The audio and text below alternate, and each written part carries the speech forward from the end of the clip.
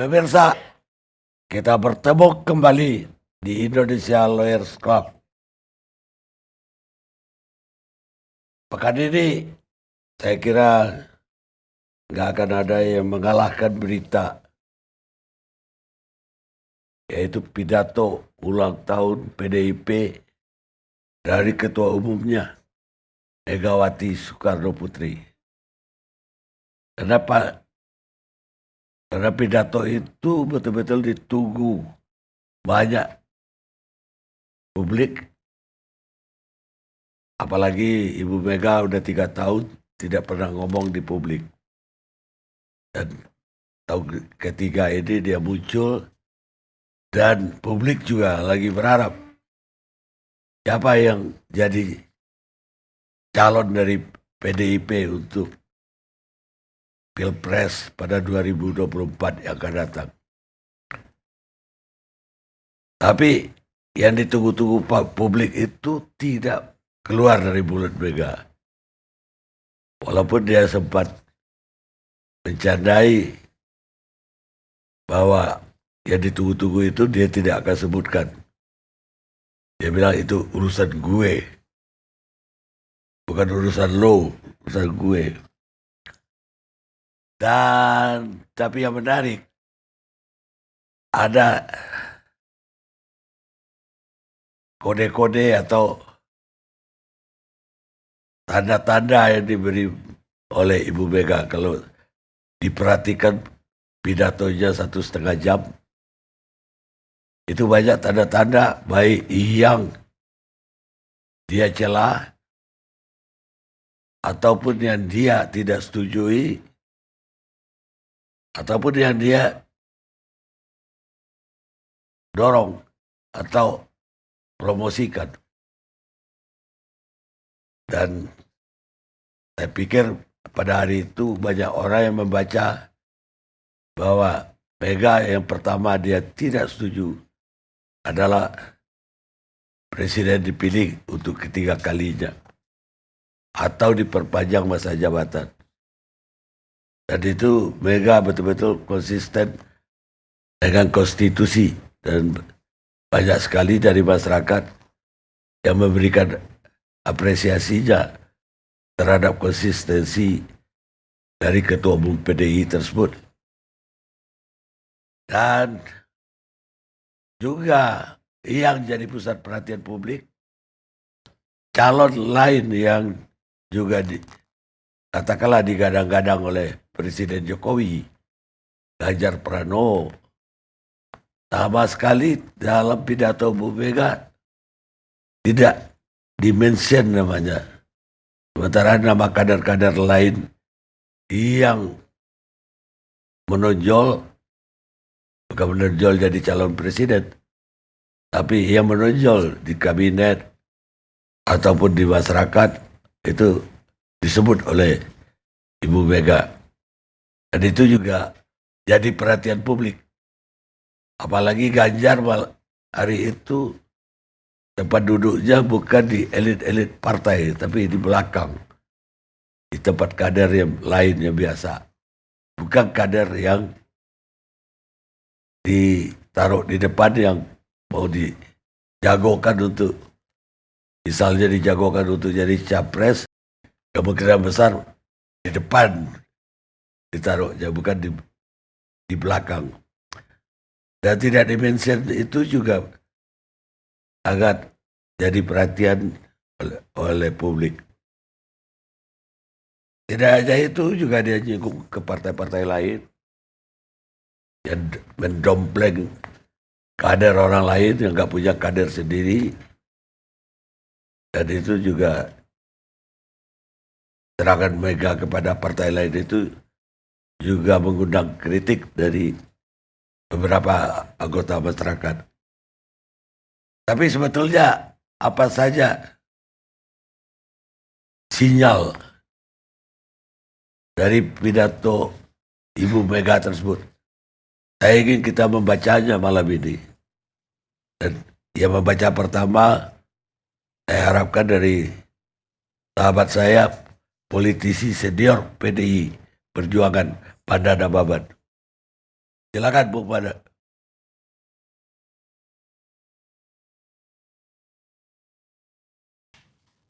Soal duduk di kursi, itu Gubernur Bali, Koster, Gubernur Kalteng, Sugianto, Ganjar, itu semua di daerah asalnya. Dan dia, Ganjar bersama dengan Jawa Tengah. Gitu loh.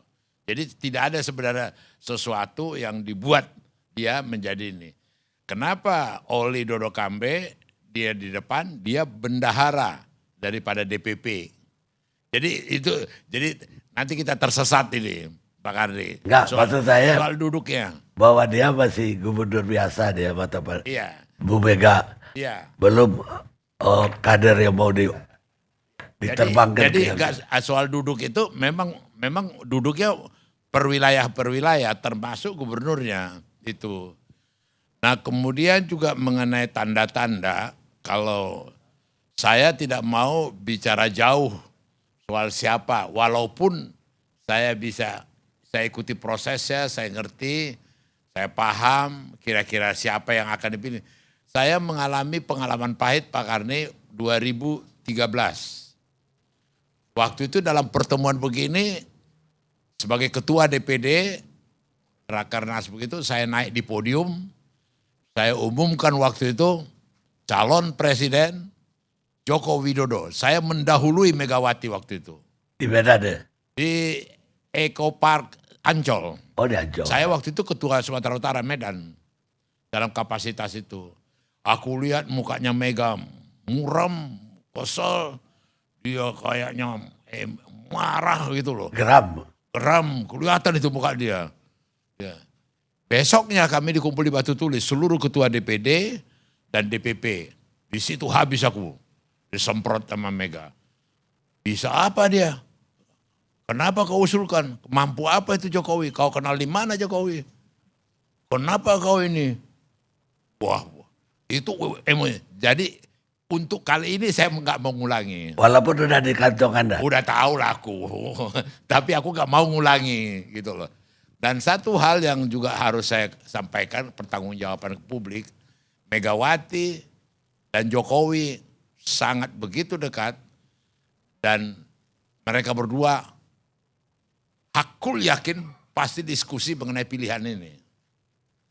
Kenapa? Megawati 3 kali kalah, udah pengalaman pahit.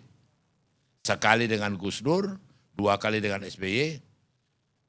Jokowi 5 kali menang. 2 kali Solo, sekali gubernur, 2 kali presiden. Jadi kalau diskusi sahabat antara yang kalah dan menang, itu lebih otentik. Enggak berteori-teori gitu loh. Ya pengalaman. Mega punya pengalaman. 1. Kemudian ada lagi isu gila yang mengatakan isu liar lah, yang mengatakan Megawati akan dimajukan jadi calon presiden. Ambil contoh di siapa lihat Ibrahim berapa dia, ya kan? Si Atir, siapa umur berapa dia. Saya juga punya pengalaman nanya Ibu Mega.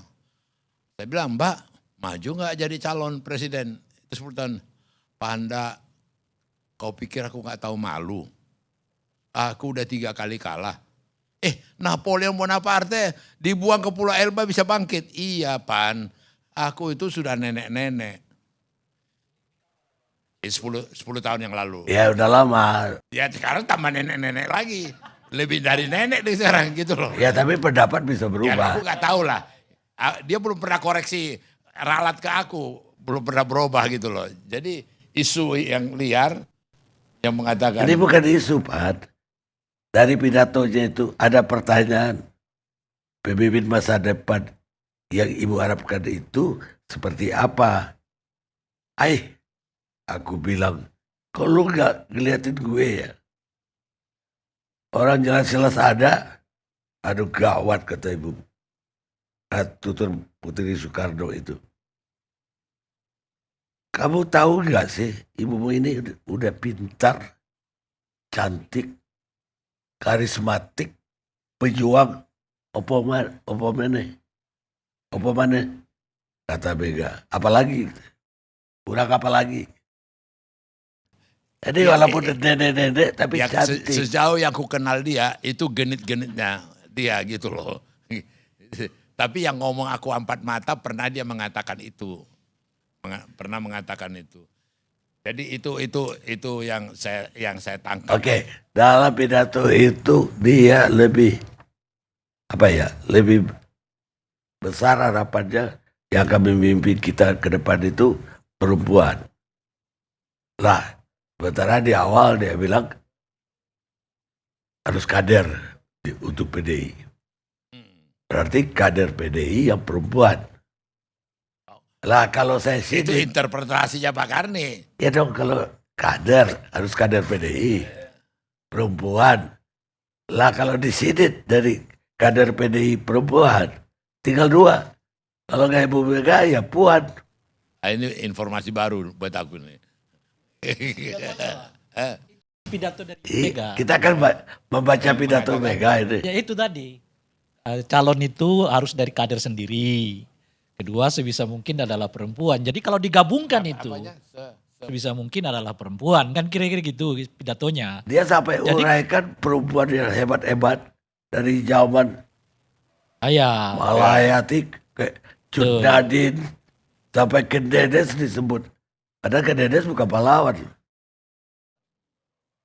nah, jadi kalau digabungkan artinya pidato Ibu Mega itu mengatakan calon presiden itu bagusnya dari kalangan perempuan yang jadi kader partai politik sendiri. Nah, itu cuma 2 kalau di PDI. Kalau bukan Ibu Mega sendiri adalah Mbak Puan. Kira-kira di antara 2 ini siapa, Bang? Ini belum nyampe aku. IQ ku belum nyampe ke situ.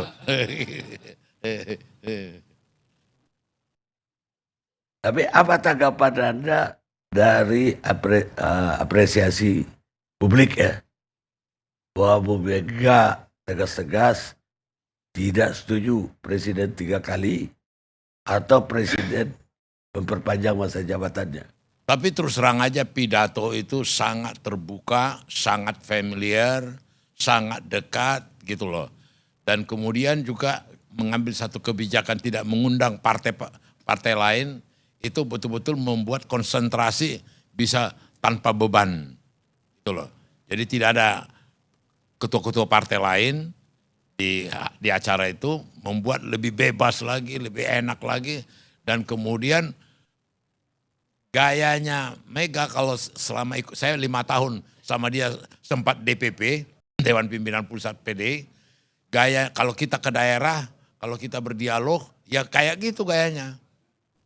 Ya terbuka, belak-belakan apa gitu loh. Betul-betul kayak keluarga, bicara di internal keluarga begitu loh. Itu kulihat suasana itu yang kulihat ini. Yang suasana itu yang terjadi. Betul-betul nggak ada hambatan psikologis, nggak ada handicap. Dia bicara apa aja dia bicara gitu loh. Ya, tapi yang saya tanyakan, apa tanggapan Anda dengan tegasnya sikap dia mempertahankan konstitusi? Iya. Bahwa tidak boleh presiden itu lebih dari 2 kali. Iya. Apalagi dia bandingkan dengan bapaknya sendiri yang diangkat seumur hidup dan kemudian juga dilengsarkan. Jadi apa ini kita mau ulang lagi gitu? Iya, jadi pengamat-pengamat politik ini kadang-kadang sering menyesatkan. Ini mohon maaf dulu, Profesor Ghazali. Artinya sering menyesatkan adalah istilah 3 periode, adalah diperpanjang, adalah pemilu ditunda. Sempat bergulir itu, yang isu-isu liar begitu. Kalau diusut dari Itu bukan pengamat, itu malah ada relawannya, ah? ada Asalnya lingkaran istana, Bang. Oh enggak juga. Iya.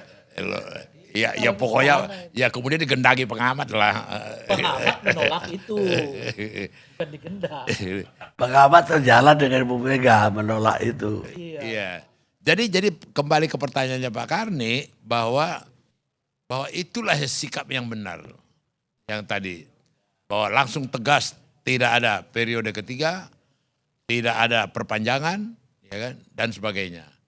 Nah soal ini aja terus terang aja ini hanya tidak terlampau serius, hanya tes aja soal proposal terbuka, ya kan, tertutup, ya kan, profesional terbuka tertutup.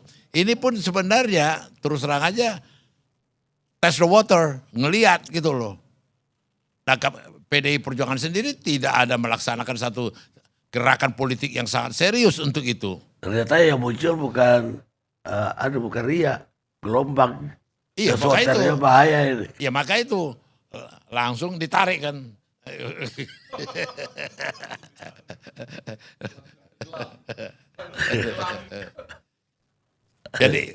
jadi itu apanya tadi, kembali ke pidato tadi, betul-betul suasana betul-betul kekeluargaan, nggak ada handicap, nggak ada barrier, dan apa betul-betul dia dari secara kita lihat aja apa itu penampilan dia, mimik dia, intonasinya itu betul-betul apa ya, betul-betul suasananya kayak di rumah sendiri gitu loh.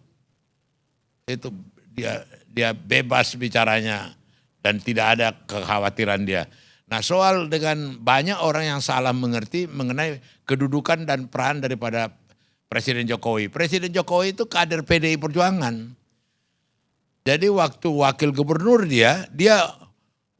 waktu jadi gubernur Jawa Tengah, dia wakil ketua DPD Jawa Tengah. Dia punya KTA, dia punya ini. Jadi dia bukan orang.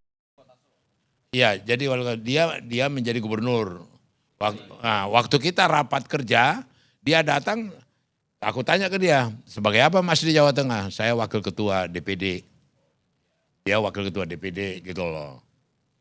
Jadi dia udah masuk di struktur gitu loh. Jadi kalaupun Ibu Mega ngomong soal Jokowi dalam internal partai, saya pikir tidak ada kaitannya dalam kedudukan dia sebagai presiden gitu loh. Itu aja. Jadi kalau kembali ke pertanyaan saya tadi, bahwa dari sinyal yang dikeluarkan Ibu Mega, bahwa calon presiden itu untuk PDI harus kader PDI, dan kemudian dia mempromosikan perempuan. Saya bilang tadi kan di sini tinggal 2. Saya bilang kalau Ibu Mega jadi atau puan. Tadi Anda mengatakan Ibu Mega udah nenek-nenek. Enggak, aku salah nangkap. Salah nangkap itu kode yang kedua itu. Aku sendiri gak nangkap kodenya supaya perempuan. Saya gak nangkap gitu loh. Nah, jadinya kalau itu enggak berarti puan yang jadi caleg. Apa ya? Iya, artinya saya gak nangkap bilang gitu. Baik, sekarang Bestari Barus, Nasdem, sebagai partai pengusung Anies Baswedan. Apa Bang? Bagaimana membaca pidato Ibu Mega kemarin sebagai orang Nasdem? Iya, terima kasih Bang Karni. Ini yang kedua kali mungkin mengupas ini. Enggak dong, baru kali ini. Baru ini ya? Pidato Bu Mega. Saya nggak nangkap juga ini. Nah, pertama saya menyimpulkan begini Bang Karni, menyikapi begini bahwa acara itu internal banget gitu. Internal banget, dan ada yang saya dengar dari Bu Megawati selaku Ketua Umum PDI Perjuangan juga sekaligus Presiden kelima Republik Indonesia yang mengatakan bahwa salah satunya adalah betapa besar minat dari wartawan ya, pers dalam dan luar negeri itu ada sekitar lebih dari 150 Bang. Dan setelah itu disampaikan itu antara tidak dapat mengikuti dan sebagainya. Maka saya yakin itu sebagai sesuatu yang internal. Maka apa yang disampaikan pada forum itu menurut hemat saya sebagai, kata Bang Karni, politisi Nasdem, itu hanya layak dikonsumsi oleh kawan-kawan PDI Perjuangan yang hadir pada saat itu. Namun demikian, pertama saya ucapkan dulu nih, ada Bang Panda, selamat ulang tahun Partai Demokrasi Indonesia Perjuangan yang ke-50. Semoga tetap menjadi aset bangsa yang sangat penting untuk kemajuan Republik. Dan berikutnya,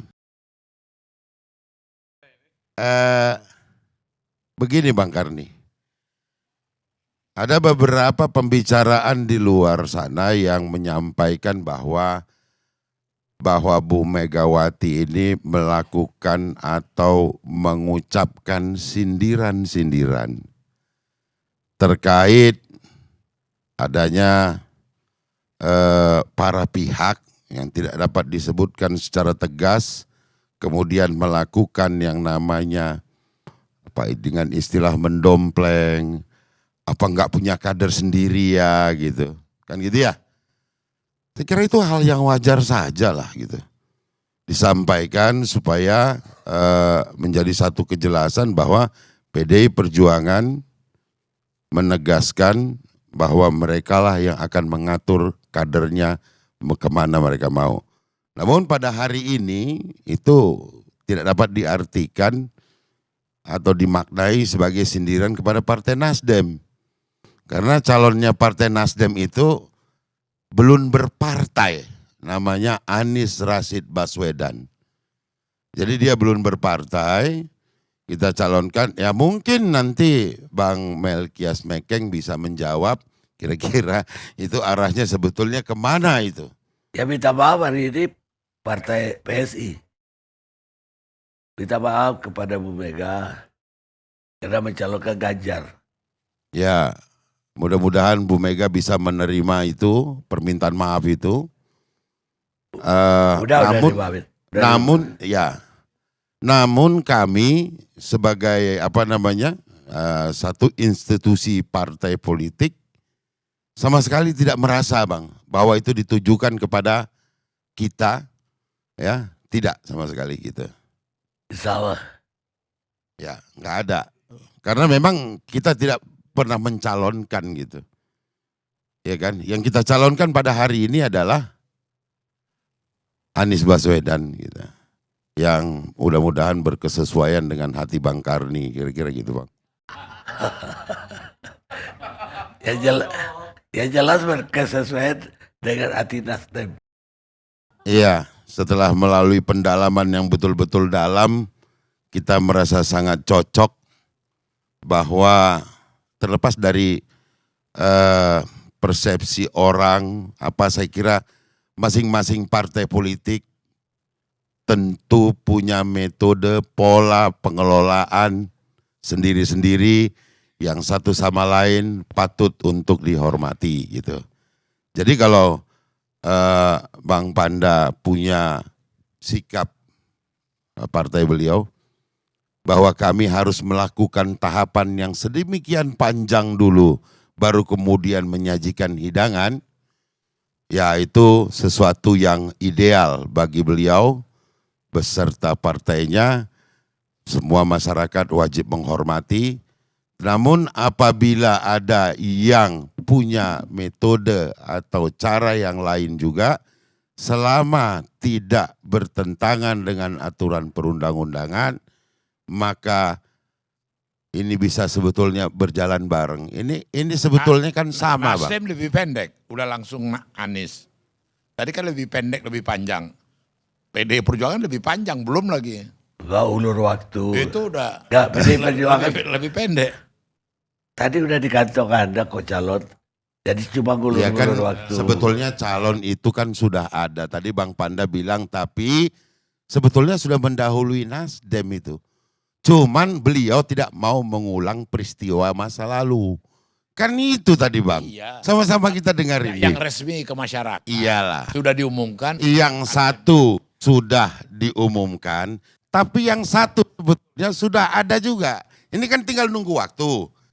Ya kami berharap gitu supaya ada.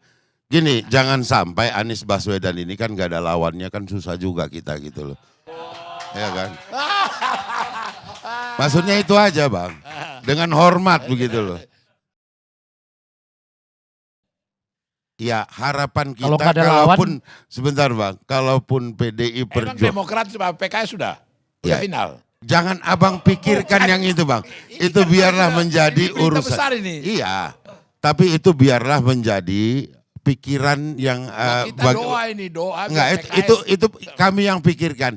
Yang kami harapkan hari ini adalah kejutan tadi Bang. Ya itu. Kejutan, PKS bukan. sama Demokrat. Wah, Tidak. itu kejutan banget. Kan sudah diworo-woro sebelumnya oleh abang sendiri mungkin itu bahwa akan ada kejutan pada acara itu. Sebetulnya hati gembira Bang. Alhamdulillah ternyata nanti akan diumumkan siapa lawan tanding dari yang kami calonkan ini. Sehingga bergeraklah kemudian semua adrenalin demokrasi ini menuju satu titik. Tapi ternyata abang bilang lagi saya nggak mau mengulangi kesalahan masa lalu. Jadi kami harus menunggu lagi. Nggak apa-apa sih. Kita sabar saja karena tahapan Kita masih nangkap jauh. yang dua itu, Demokrat sama PKS. Itu aman Kalau Bang. udah beres itu langsung. Insya Allah Bang. Begitu beres langsung. Nanti kita lihat bulan depan insya Allah ada sesuatu gitu. Yang akan mengagetkan juga. Insya Allah. Jadi sama-sama saling menunggunya ini Bang Karni. Oke. Gitu. Sekarang apa tanggapan terhadap pernyataan Ibu Mega yang menutup habis kemungkinan presiden diperpanjang atau menjadi 3 kali masa jabatan? Sebetulnya begini Bang. Nasdem telah lebih dahulu menyampaikan itu pada satu acara kami. Bahwa Bang Surya menyatakan begini, saking dekatnya secara emosional dengan Pak Jokowi. Karena memang sejarahnya itu Nasdem tuh mencalonkan duluan Bang. Dan pada waktu itu Bang Panda tidak memberi komentar apa-apa ketika Nasdem duluan mencalonkan. Alhamdulillah akhirnya bersama-sama. Pada satu kesempatan di Nasdem Tower itu disampaikan. Mengundang Bapak Presiden kemudian disampaikan bahwa apabila konstitusi di negeri ini memberikan ruang untuk mencalonkan presiden 3 kali, maka tanpa ragu kami akan calonkan kembali Pak Jokowi. Itu disampaikan. Namun karena konstitusi kita menyatakan tidak dapat untuk presiden itu 3 periode, kemudian disambung oleh Bang Surya, saya masih ingat betul kata-kata itu. Kami akan tetap bersama Pak Jokowi, bahkan untuk kemudian ke depannya. Bersama-sama bagaimana kemudian bisa menerima bekerja sama dengan Pak Jokowi ke depannya dalam menata bangsa ini. Itu yang disampaikan Bang Surya. Jadi kalau kemudian Bu Megawati, Presiden kelima kita menyampaikan hal yang sama seperti itu tidak mengagetkan. Dan itu hal yang saya kira patut menjadi contoh bagi semua. Ada batasan yang diberikan, kita taat dan patuh terhadap undang-undang, tujuannya sama, senior Bang Panda, untuk Indonesia yang lebih baik ke depan. Saya kira itu Bang Karni. Jadi jangan diragukan bahwa Nasdem ini apapun yang sedang kalau ke bahasa kampung saya itu Bang, bergulamit di Republik ini, kita ini tetap secara hati Bang Surya itu terikat erat dengan Pak Jokowi. Gitu. Mungkin ada yang diketahui Bang Panda, ada juga yang beliau tidak tahu. Nggak jadi Kan reshuffle begitu. dong. Saya kira gitu. Dia. Nggak jadi reshuffle ini kayaknya. Kalau masalah reshuffle itu hak prerogatif presiden. Kita tidak boleh campur-campurin itu. Berilah ruang yang paling luas, paling lebar tanpa intervensi. Tanpa memberikan penilaian satu sama lain. Apalagi di dalam koalisi. Nah itu kurang pas menurut saya. Namun demikian kembali lagi bahwa Nasdem dengan Pak Jokowi bahkan dengan PDI Perjuangan ini sebetulnya Bang, ini sejarah panjang bagaimana persahabatan Bang Surya dengan Bu Megawati, bagaimana juga Bang Surya dengan Pak Jokowi yang sedemikian mesranya. Ini kan karena lagi di luar negeri jadi belum sempat ketemu. Insya Allah ada pertemuan yang untuk hal yang baik-baik ke depan. Saya kira itu. Apa dengan Ibu Mega, Bang Surya masih mesra kayak dulu. Saya kira tidak ada permasalahan antara beliau berdua. Dan dua-duanya tentu di Republik ini menjadi banyak Enggak, contoh. di TV saya pernah lihat salamannya nggak diterima. Saya tanya, Itu kan sudah diklarifikasi kelewatan. Makanya kelewatan aja itu. Kan besoknya salaman. Kan begitu. Mungkin Bang Panda punya cerita yang lain soal itu. Ada nggak kira-kira Bang? Lewatan bukan tuh. Hubungan Ibu Mega dengan Bang Surya Paloh ini.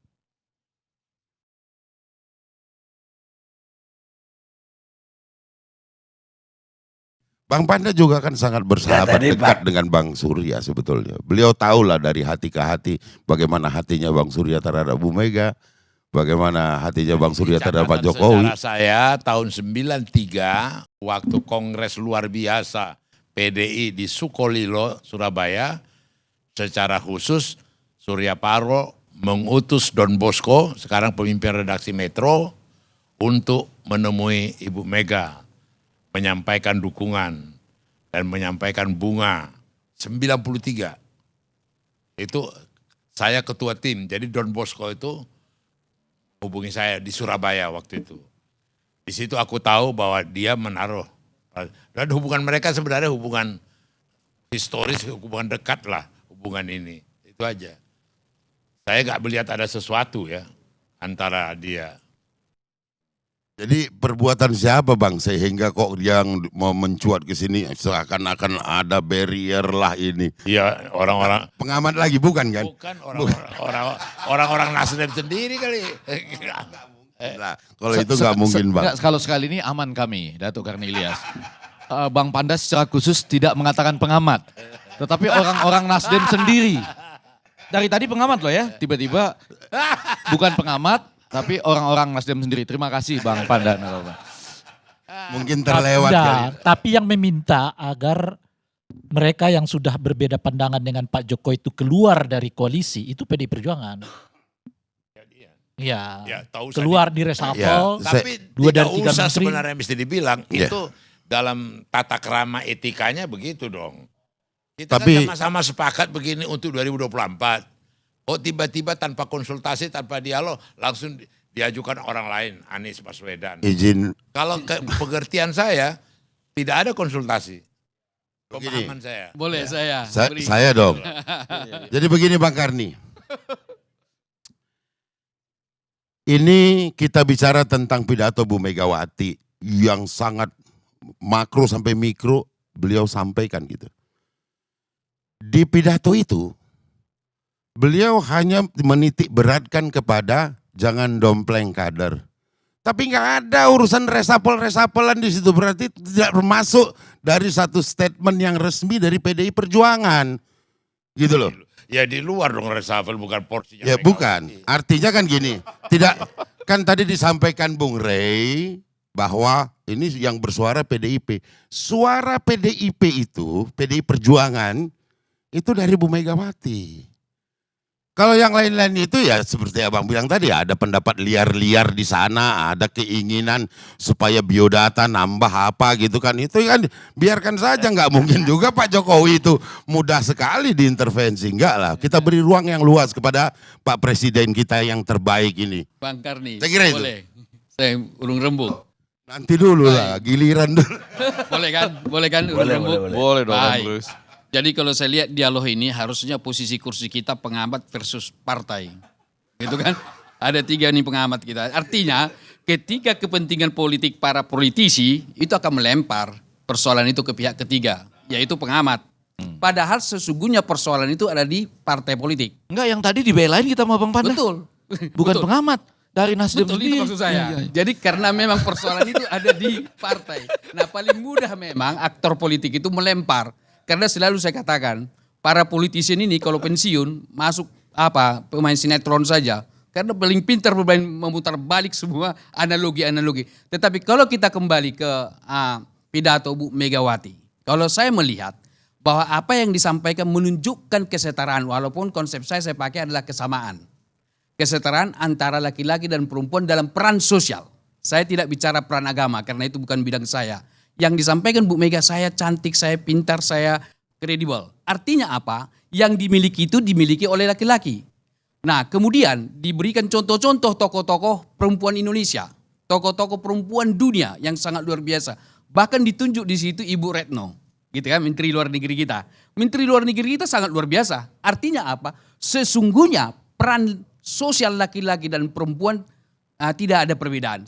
Kalau kita bicara tentang ke belakang, sesungguhnya kenapa kita subordinat perempuan itu karena proses sejarah yang kita konstruksi sendiri bahwa perempuan itu memasak di rumah dan lain-lain sebagainya. Padahal kalau kita mau bicara kemampuan, tidak ada beda. IQ-nya rata-rata juga bukan berarti IQ perempuan lebih rendah dari laki-laki.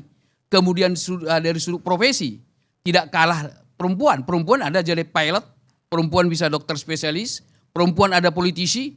Dan kita lihat contoh, misalnya Menteri Perempuan, oke saya sebut misalnya katakanlah Menteri Kehutanan dari Nasdem. Saya kira tidak kalah hebatnya dengan menteri yang laki-laki. Artinya apa yang dikatakan Bu Mega? Kalau kita tangkap meta meaning di balik pesannya itu adalah bahwa perempuan bisa pemimpin ke depan. Pertanyaan Bung Karni, sebentar. Pertanyaan siapakah perempuan itu kan begitu? Dari PD Perjuangan, karena harus kader. Nah kalau kita bicara nama yang disebut itu, kalau kita merujuk kepada yang disebut, salah satu yang disebut adalah Bu Risma. Jadi artinya ada 3 tokoh perempuan yang bisa, yang terwacanakan. Nambah lagi ya, satu lagi ya. Iya betul. Ya ada 3, karena disebut kata Risma kan. Risma datang ke tempat saya, Iya, betul. berceritakan orang yang tinggal di bawah kolong kami menangis berdua. Artinya bahwa perempuan punya kemampuan empati yang luar biasa dibanding para pria. Dan kemudian dikatakan lagi bahwa pemimpin perempuan bisa mengayomi. Contoh yang diberikan adalah Ratu Elizabeth.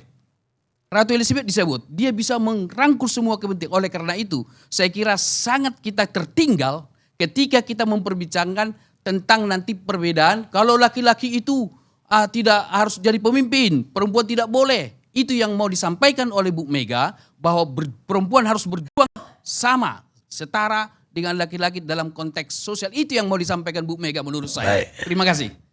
Baik, tunggu dulu. Saya mau bertanya. Ada daripada tadi yang saya tertarik soal koalisi Nasdem. Dia tanya udah sepakat belum 3-3. Terus hari ini ada pernyataan dari Ahmad Ali. Dia apa sekjen? Bukan ya. Wakil ketua umum. Yang mengatakan koalisi bisa bubar kalau partai lain masih ngotot mencalonkan wakil presidennya. Itu Bang. Ya. Jangankan koalisi Bang. Calon koalisi.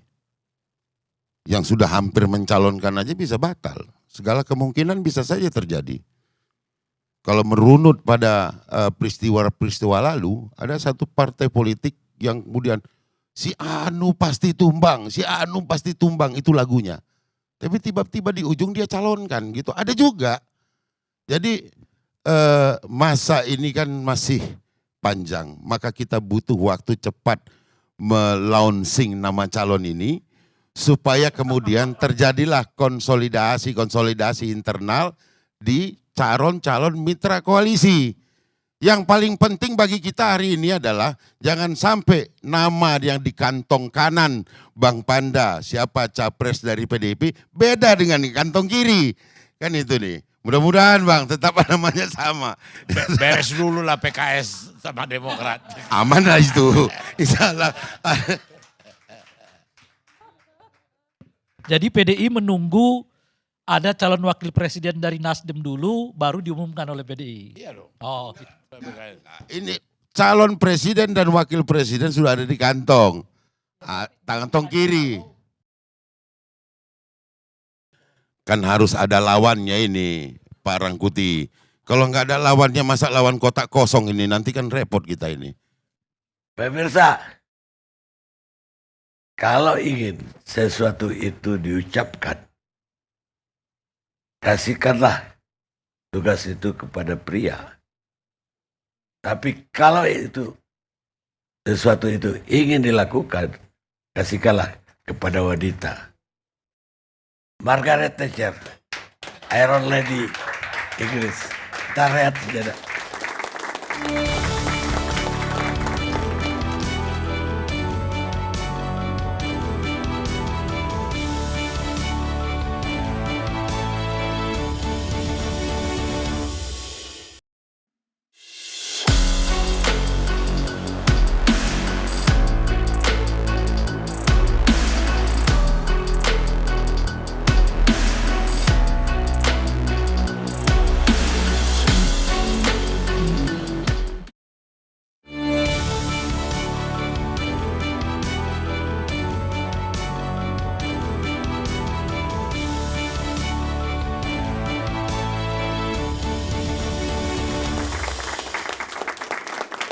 Pemirsa, kita lanjutkan diskusi kita. Sekarang giliran Melkias Markus Mekeng, politisi Partai Golkar. Gimana Bang? Ya tadi apa aja resensinya terhadap pidato Ibu Mega gimana? Ya, itu meskipun itu pertemuan internal, tapi kan dipublikasi keluar. Jadi udah sebetulnya ini untuk konsumsi publik. Ya, siaran. Ada pasti banyak persepsi yang orang akan lihat. Salah satunya saya menonton dan saya melihat bahwa ini sebuah pelajaran dari seorang politisi kawakan, negarawan, mantan presiden, dan benar-benar Ibu Mega menunjukkan kepiawaian dia. Dan dia menunjukkan bahwa dia itu pemimpin dari sebuah partai besar dan anggotanya harus nurut. Dan menurut hemat saya partai ini bisa besar, PDIP, karena tipe pemimpin kayak Ibu Mega. Jadi mestinya ini contoh buat partai-partai lain, kalau mau besar ya mesti ikut gaya Ibu Mega. Itu menurut hemat saya cara yang paling benar, tertib. Dan kalau Bu Mega ini kan nggak malu-malu kalau omong di depan publik. Dia suruh tepuk tangan, harus tepuk tangan. Nah itu Pak, yang saya senangnya ini tipikal pemimpin yang menurut hemat saya jarang di Indonesia ini. Dan dia bukan tipikal pemimpin yang ikut-ikutan orang. Kita ini masih banyak pemimpin, tapi ikut-ikutan. Bahkan takut gitu. Nah saya sih terus terang melihat banyak hal-hal positif yang disampaikan. Khususnya juga dengan isu soal perempuan. Saya melihat bahwa memang mungkin Ibu Mega melihat dari anak bangsa di Indonesia ini masih saja yang melihat bahwa perempuan itu tidak pantas memimpin. Nah ini diberikan koreksi oleh Ibu Mega. Bahwa di luar negeri juga ada presiden, ada perdana menteri, perempuan. Kenapa di Indonesia kalau perempuan itu seolah-olah nggak boleh dipimpin oleh seorang perempuan? Dan ini harus diungkap. Kalau tidak diungkap, seolah-olah di Indonesia ini yang boleh mimpin hanya laki-laki. Menurut hemat saya ini benar. Dan hanya seorang Ibu Mega yang berani mengucapkan ini. Jadi kalau menurut hemat saya, politisi-politisi yang mungkin ada merasa disinggung atau apa, jangan baper Bang. Itulah yang namanya politik. Inilah pemainnya. Dan bagi Golkar mas santai-santai aja. Kita tetap kerja dengan cara kita melihat apa yang bagus dari PDIP ya kita jalankan. Harusnya itu loh Bang. Gitu loh Bang. Ya tapi kan Ibu Mega sendiri pernah jadi presiden. Artinya bahwa Indonesia itu tidak mengharapkan perempuan jadi pemimpin. Ya itu waktu itu kan presiden bukan dipilih langsung Bang. Itu kan waktu itu kan dipilih oleh MPR. Nah sekarang kan udah eranya dipilih langsung. Nah dipilih langsung ini kadang-kadang ada sebagian masyarakat yang mengangkat isu bahwa perempuan nggak layak untuk memimpin. Nah ini yang sebetulnya nggak boleh. Ya karena itu menurut Pak Mekeng itu untuk 2024 PDIP akan pilih calon perempuan. Ya kan ada pilihannya masih ada. Nggak dari pidato itu maksud saya. Ya menurut hemat saya ada, masih terbuka. Jadi Ibu Mega kan tidak mengatakan siapapun yang akan dicalonkan, terbuka. Cuma yang ditekankan adalah kader. Dan menurut hemat saya itu bagus Bang. Partai mengusung kadernya. Kayak Golkar dalam Munas 2019 udah putus. Erlangga jadi calon presidennya. Itu udah diputus. Kalau mau dirubah harus lagi ada munaslup lagi. Jadi tadi Bang Panda bilang ada main panjang, main pendek. Golkar mainnya lebih pendek lagi Pak. Kan sudah 2019 kan dalam Munas kan sudah diputuskan salah satu keputusan Munas Golkar 2019 Erlangga presidennya. Cuma kan dia sekarang menjadi seorang menteri pembantu dari Pak Jokowi, dia tahu tata cara. Tidak mungkin dia tiba-tiba sekarang jalan kemana-mana kampanye sementara dia masih menjadi anggota kabinet dari Pak Jokowi. Ada waktunya. Gitu loh Bang. Ada toto kromonya lah. Ada toto kromonya. Itu kan Ibu Mega juga bilang, tata kerama dalam bernegara itu harus ada. Nah itu yang dijaga oleh Partai Golkar. Nggak mau dulu-duluan itu enggak. Tapi secara internal sudah putus. Gitu. Ya termasuk itu kan sudah tiket, KIB kan sudah satu tiket, Golkar bersama PAN dengan P3. Tinggal nanti pada saatnya berembuk siapa yang mau dicalonin presidennya. Ini kan namanya politik ini kan dinamikanya tinggi sekali Bang. Oh, jadi calonnya masih akan dirundingkan oleh ketiga itu. Oleh ketiga ini. Nanti pasti akan dibuat tim kecil, membuat kriteria segala macam. Nanti dilihat lagi ini kita bagusnya dengan siapa. Ini kan masih panjang Bang. Seperti Nasdem lah masih berunding lagi. Gitu loh. Sama, PDIP juga berunding, tapi berunding internal dia. Gitu loh. Kita berundingnya juga sama-sama berunding semua ini Bang. Main belum ada yang jelas semua. Tapi dominan kayaknya Bu Mega di PDIP. Oh ya, itu memang Orang disuruh berdiri aja berdiri semua. Duduk. Ya itu sama zaman Golkar zaman dulu Bang. Ah iya. Mirip itu. Itu sekarang Golkar udah berubah gitu, udah dinamis sekali. Ya tapi tadi dipuji. Hah? Kalau mau Iya, saya harus kayak terbuka Bu dong. Mega. Kalau bagus, kita bilang bagus. Jadi yang bagus Kalau- yang mana nih Bang? Iya banyak Kalau tadi. pemimpin, iya makanya kalau pemimpinnya suruh diam semua, atau kalau pemimpinnya suruh diam dinamis. Iya, ada- Mana yang bagusnya nih? Ada bagusnya, ada juga tidak bagusnya. Oh, gitu. Bagusnya partainya tertib. Dan faktanya partainya jadi pemenang 2 kali. Gitu loh. Golkar juga demikian. Cuma kalau yang soal tertutup dan terbuka, Golkar terbuka. Karena kalau tertutup, balik lagi zaman dulu. Tertutup, kayak zaman Orde Baru kan tertutup itu. Nanti yang jadi caleg itu orang-orang yang dekat-dekat pimpinan aja. Nah ini susah. Ekonomi nggak gerak tadi Pak Emrus bilang.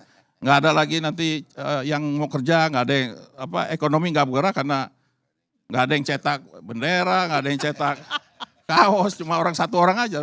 Nah, Iya, ekonomi nggak bergerak. volumenya mengecil Iya, kalau jadi tertutup. mendingan kita terbuka. Gitu loh. Siapa yang punya elektoral, ya dia yang duduk. Gitu loh Bang.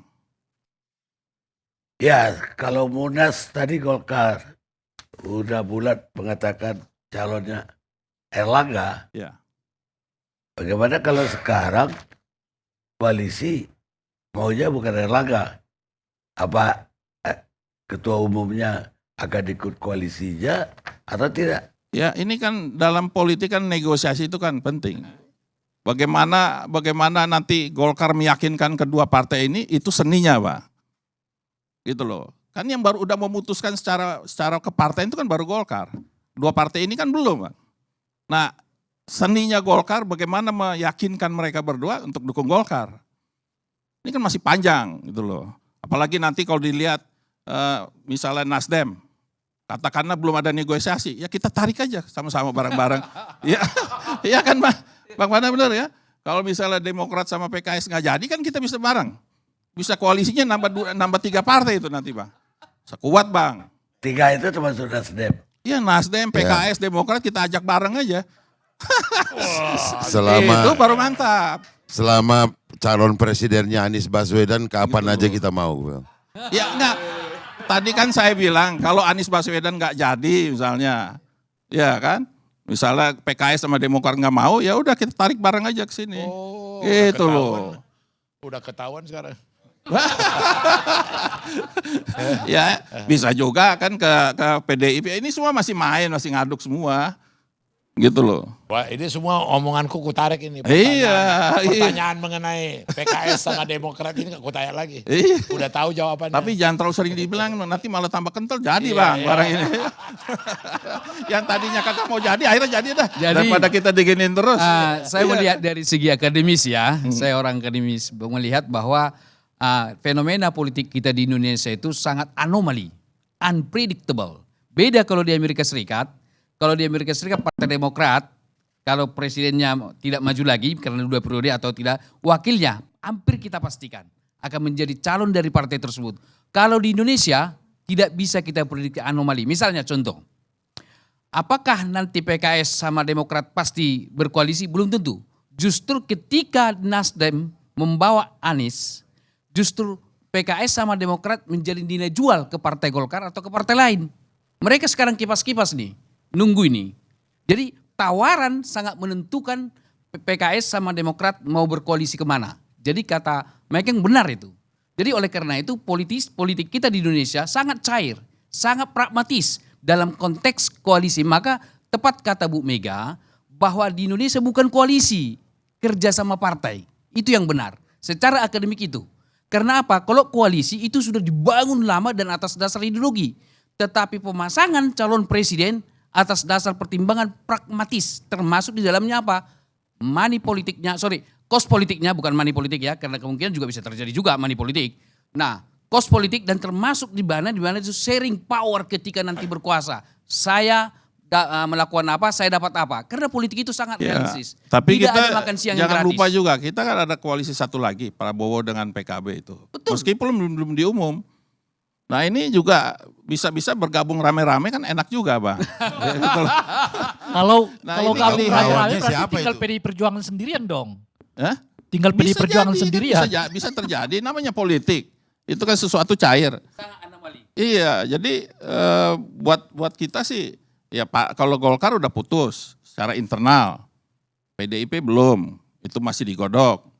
Nasdem sudah, The Gerindra, semua bisa terjadi,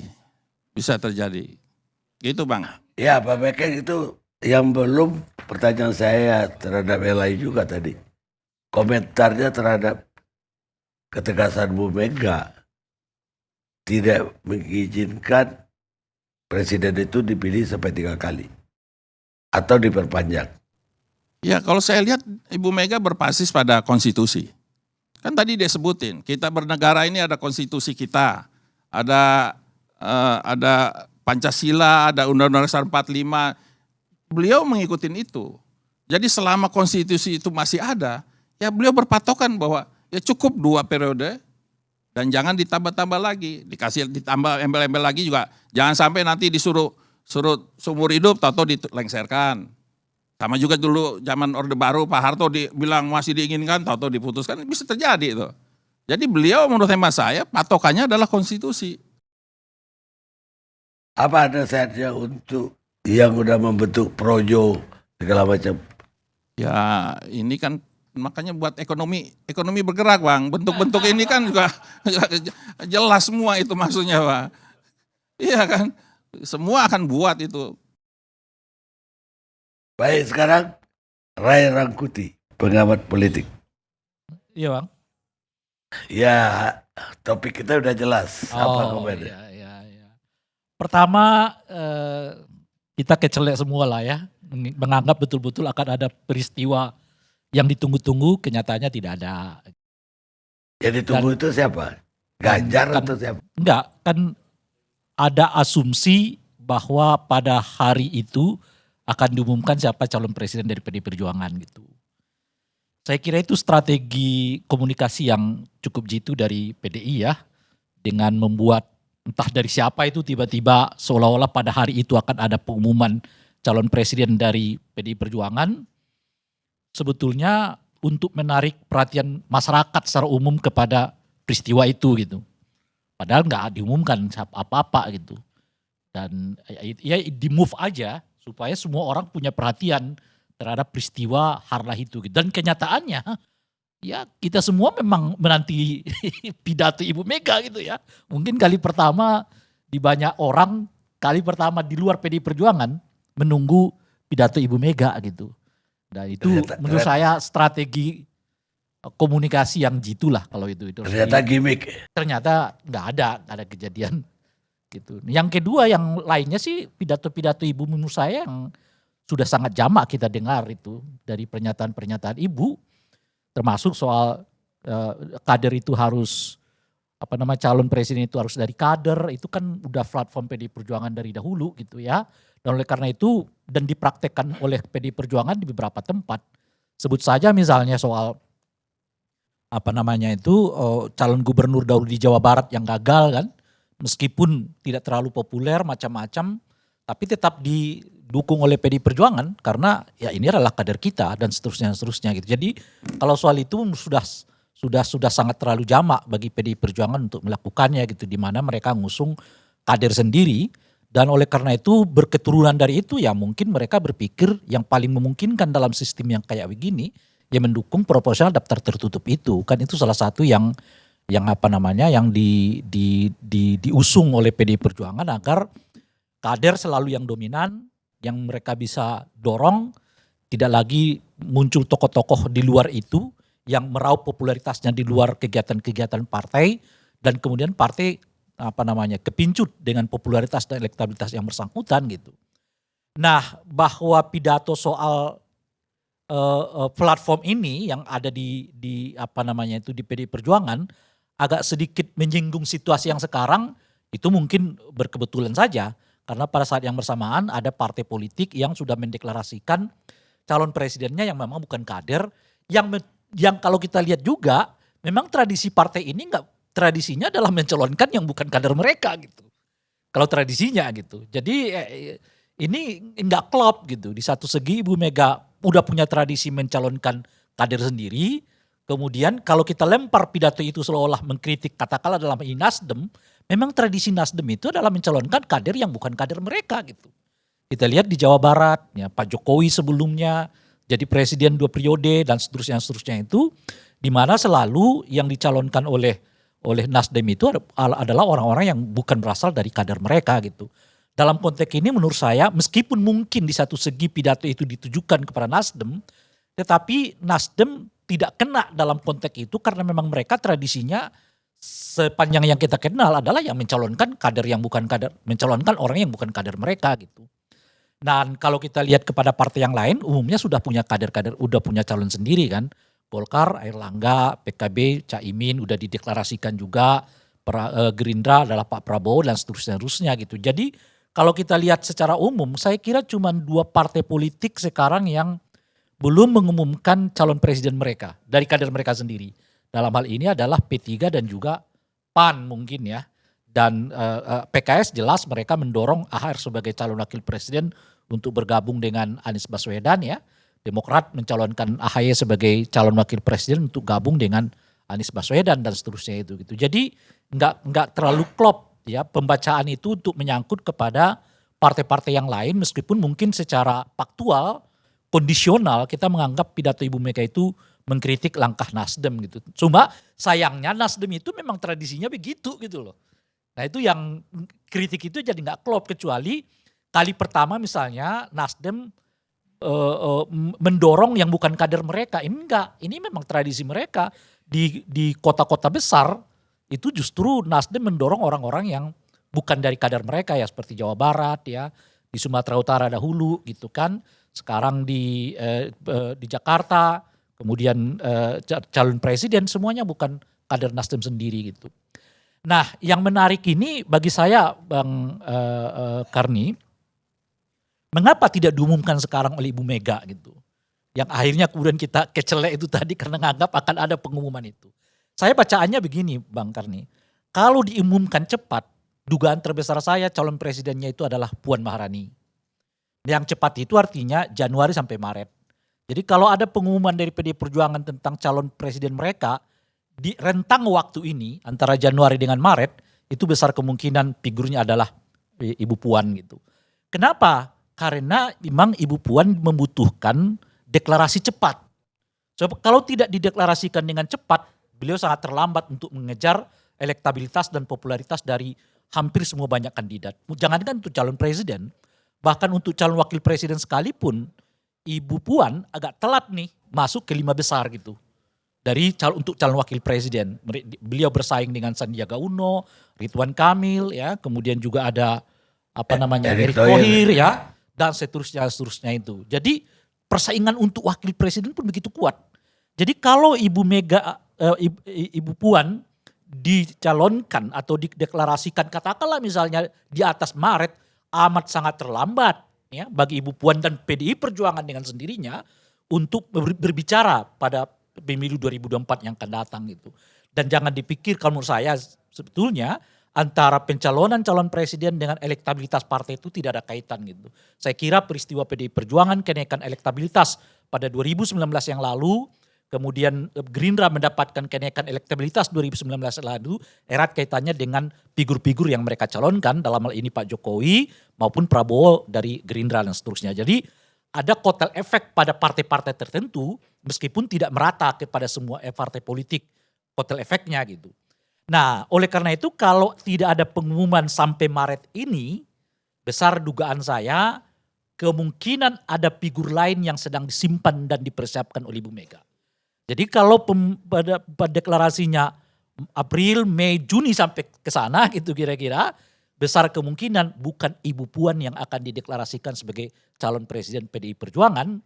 Dan kalau bukan Mbak Puan siapa? Saya kira kalau merujuk kepada pidato Ibu Puan itu, Ibu Mega itu harus kader sendiri, yang paling tinggi sekarang elektabilitasnya adalah Ganjar Pranowo. Dan oleh karena itulah kemudian kita melihat sekarang kerekatan yang lebih baik dari sebelum-sebelumnya antara PDI Perjuangan dengan Ganjar Pranowo. Setelah beliau dipanggil yang terakhir oleh Ibu Mega dahulu ya, ketika beliau mengatakan saya siap dicalonkan sebagai calon presiden, lalu dipanggil dan setelah itu justru hubungan di antara mereka bukan merenggang, malah makin dekat karena saya kira mungkin ada pembicaraan tentang kans Ganjar sendiri untuk bisa dicalonkan oleh PDI Perjuangan sebagai calon presiden, yang saya kira kalau sampai Maret ini tidak ada pengumuman dilakukan oleh PDI Perjuangan, besar kemungkinan ya, calon yang akan didukung oleh PDI Perjuangan itulah selain Ibu Puan, dan kalau ya selain Ibu Puan adalah Ganjar Pranowo. Kenapa Ganjar Pranowo setelah itu atau mendekati? Karena Ganjar Pranowo memang diumumkan gak perlu buru-buru gitu. Bahkan ketika dia seperti sekarang pun elektabilitasnya di hampir semua survei cukup tinggi. Anies naik setelah dideklarasikan oleh Nasdem dan sekarang mengalami stagnasi kan, karena menurut Bung Effendi Ghazali itu karena belum ada kejelasan identitasnya gitu ya, oposisi apa tidak oposisi kan kira-kira gitu. Di satu segi figurnya adalah figur oposisi, figur yang seringkali kita sebut sebagai antitesa Pak Jokowi, tapi Nasdem mengelak bahwa ini ini calon bukan antitesanya Pak Jokowi gitu. Sementara kemampuan Anies meraup suara itu kalau dia difigurkan sebagai antitesa dari Pak Jokowi gitu ya.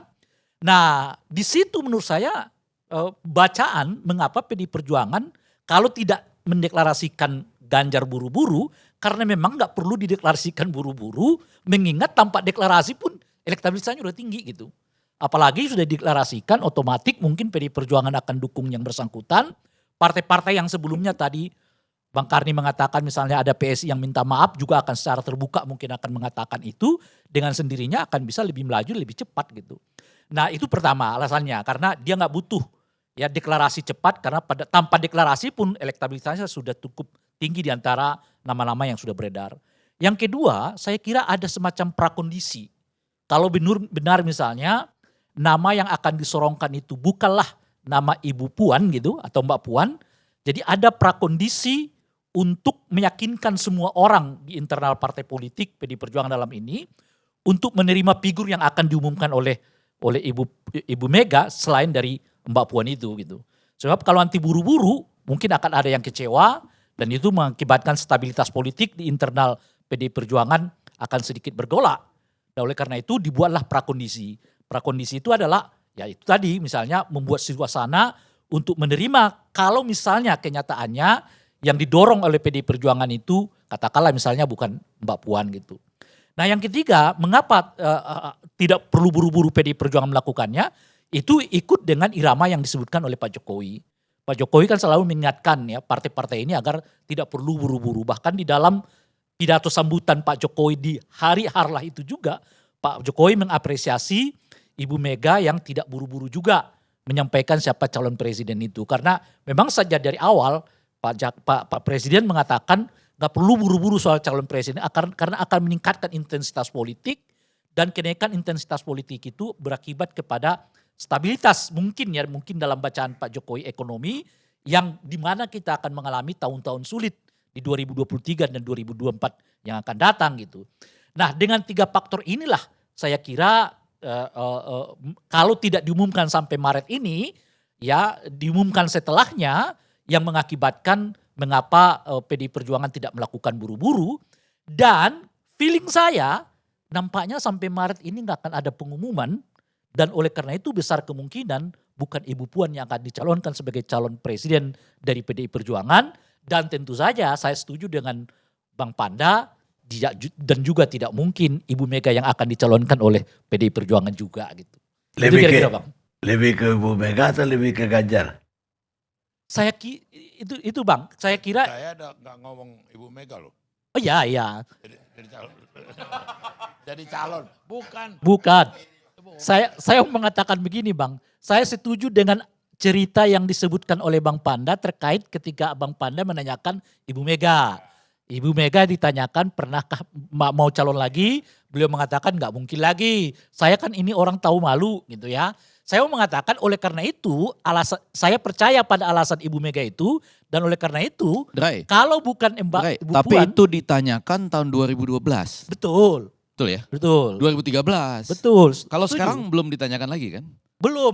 Bang Panda. Cuman saya mengamini Enggak, ini cerita 2013 itu. loh, ini ditanyakan nih perlu Iya, para setuju pemirsa. saya. Dibilang tadi 10 Cuman tahun. saya mengimani cerita itu masih berlaku Oh. untuk sampai sekarang. Ibu Mega nggak akan mengambil itu, mungkin dengan argumen yang kurang lebih sama dengan argumen tahun 2013 itu, dan oleh karena itu sekalipun Ibu mengatakan peran perempuan di dalam pidatonya itu tidaklah berhubungan langsung dengan dirinya ataupun berhubungan langsung dengan Ibu Mbak Puan gitu ya.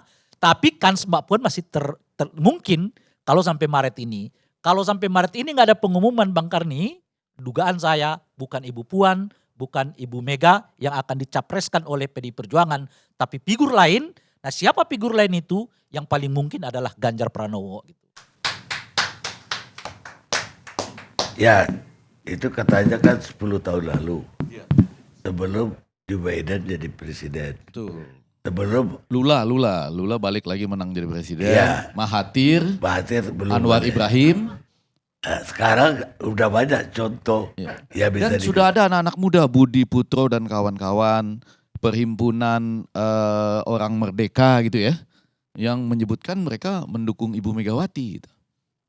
Sudah ada nih di akar rumput. Tapi Walau ada beda-beda lain juga bahwa Ibu Puan sekarang udah muncul loh relawan-relawannya. Dewan Kolonel sudah bubar sementara. Udah bubar. Tapi ada relawan Puan. Sekarang, relawan Ibu Puan itu dari dulu Bang. Ya artinya biar dia belum dicalonkan, dia bisa untuk elektabilitasnya bisa ya grooming Ibu Mega apa Ibu Puan? Ibu Puan. Saya tidak terlalu yakin. Kalau Ibu Mega nggak perlu lagi kampanye. Saya nggak terlalu yakin dalam situasi seperti sekarang untuk calon presiden Ibu Puan dapat ngejar 3 nama itu.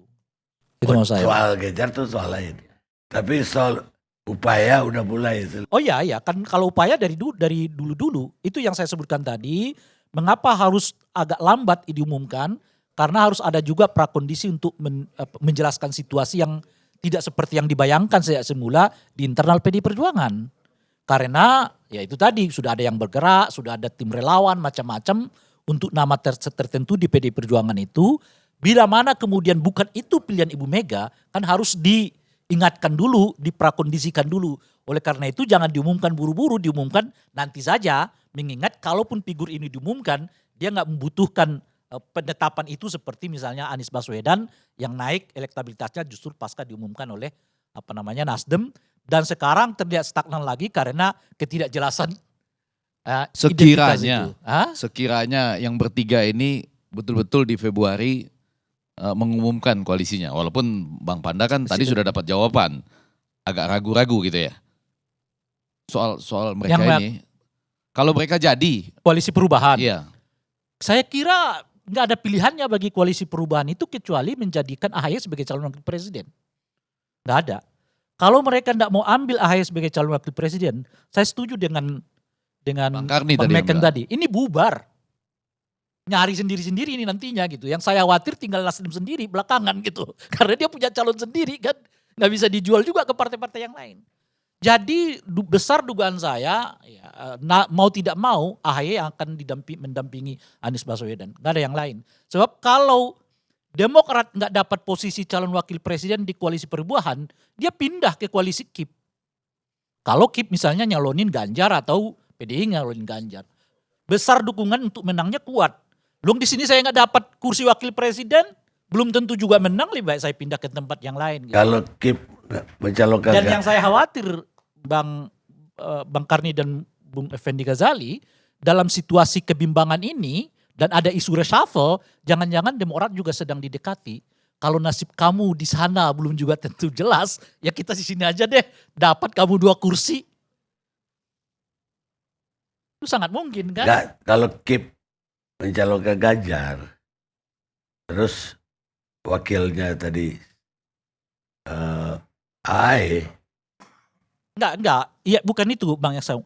Kalau AHY tidak dapat wakil presiden di Koalisi Perubahan yang diusung oleh Nasdem, dia tentu akan pindah ke lokasi ya yang tadi lain. kan ada prediksi dia pindah ke KIP. Iya, tapi di KIP itu jelas dia akan dapat wakil presiden. Yang saya mau katakan itu, di sini saya nggak dapat wakil presiden, di sini juga saya nggak dapat presiden. Saya cari koalisi yang memungkinkan menangnya lebih tinggi gitu loh. Itu yang saya maksudkan tadi Bang. Baik, pemirsa kita rehat dulu sejenak.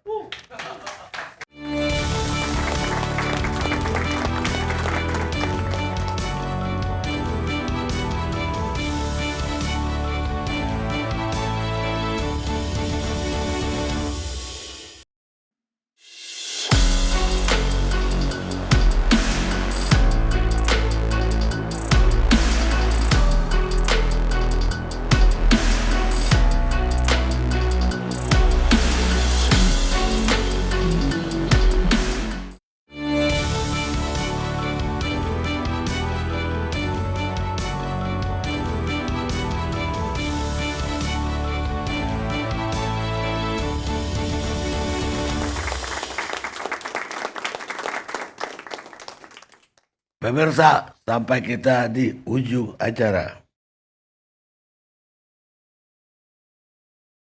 Tadi Pak Emrus udah ngambil sebagian tuh. Masih ada lagi mau ditambahin?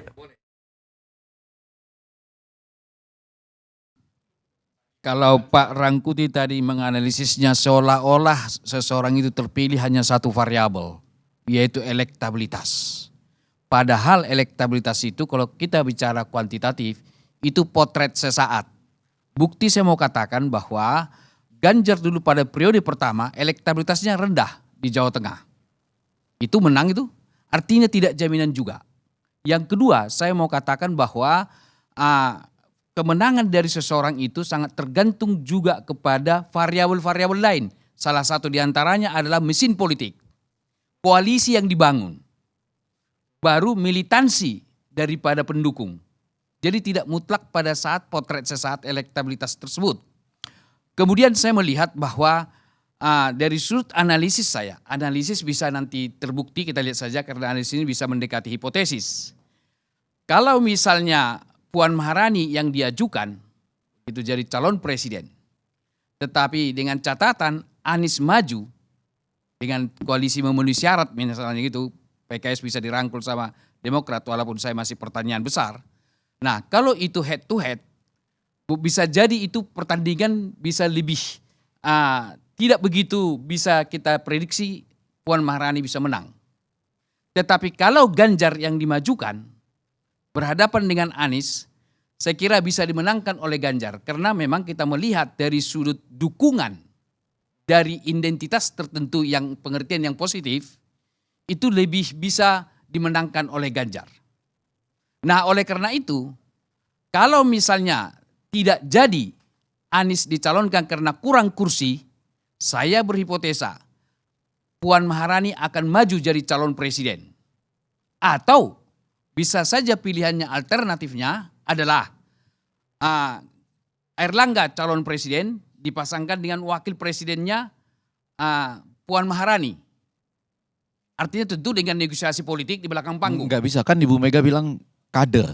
Tunggu dulu, ini analisis bisa. Nah, itu dengan analisis di belakang panggung kan sangat cair, bisa berubah gitu ya kalkulasi-kalkulasi. Hanya saja kalau misalnya kita bandingkan Ganjar dan Puan Maharani dalam konteks Partai PD Perjuangan, kita tarik dalam konteks Partai PD Perjuangan. Puan Maharani dia adalah cucu biologis dan cucu ideologis daripada Bung Karno. Artinya ideologi dia akan lebih kental sama dengan Bung Karno. Sementara Ganjar Pranowo bukan anak biologis dan anak ideologis tidak sekental daripada Puan Maharani. Nah oleh karena itu kalau misalnya Ganjar akan maju dan menang misalnya seperti itu, hampir dipastikan siapapun presiden yang menang pada periode pertama nanti 2024 hampir pasti 2 periode jadi calon presiden. Kenapa? Karena infrastruktur politik sudah dia pegang. Jadi oleh karena itu saya melihat jabatan presiden kita di Indonesia secara de facto itu 10 tahun. Walaupun de jure dikatakan per 5 tahunan. Karena dia punya power pada saat itu. Oleh karena itulah bahwa kalkulasi-kalkulasi yang dilakukan oleh PDI Perjuangan apakah orientasi kepada ideologi partai, terah ideologi tersebut atau memang untuk memenangkan. Nah ini tinggal pilihan. Saya melihat bahwa ada kecenderungan tidak mau lepas 10 tahun ke depan ini, tidak mau 10 tahun lepas ini ke jabatan presiden ini, karena siapa presiden pasti 2 periode, lebih cenderung orientasinya. Keputusan akan dilihat adalah kalkulasi politik untuk memenangkan pertarungan tergantung daripada Anies jadi maju atau tidak jadi maju. Oleh karena itu, kata kunci sekarang ada di tangan PKS sama Demokrat. Kalau Nasdem tidak mampu merangkul mereka berdua atau partai lain, maka akan lebih besar maju adalah Puan Maharani. Demikian. Mungkin ada di dalamin. Ya kalau saya, Ya. tetap pikiran saya itu kalau dari PDIP, calon itu kalau nggak Puan, ya Ibu. Kalau saya berpendapat sangat kecil. Karena begini, Ya silakan. ini menyangkut juga ketua umum ini pewaris siapa.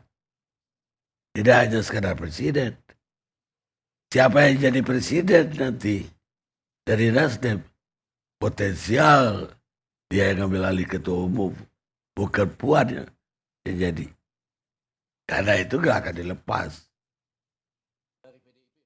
Ya. Ya kalau dari Golkar gak mungkin lah jadi ketua umum. Jadi biar jelas dulu jangan diulang-ulang lagi soal Ini seru kalau Ibu Mega jadi tadi apa dicalonkan jadi calon presiden ya. Setahu saya, sepengamatan saya di kalangan kader-kader, di kalangan apa, gak ada satu pikiran wawasan ke situ loh. Tadi Setahu malam saya bersama yang katanya dekat sekali dengan Ibu juga. Jadi ini bukan di Iya, dengar lu. 2012 nih. Yang Ini lagi dekat di bukan 2012, lagi dekat Jadi di 2022. referensi saya, pembicaraan saya dengan Ibu, waktu Gus Dur, dikalahkan Gus Dur Mega, ini pengakuan dari Akbar Tanjung. Waktu itu Akbar berjanji akan mendukung, karena kita kasih 100 kursi untuk dia ketua DPR. Waktu itu, ternyata tidak berhasil dipenuhi Akbar. Apa cerita Akbar alasannya yang disampaikan ke Ibu Mega? Saya ada. Bu, di Golkar itu banyak HMI, bekas HMI. Masih belum bisa menerima perempuan jadi presiden. Itu omongan Akbar.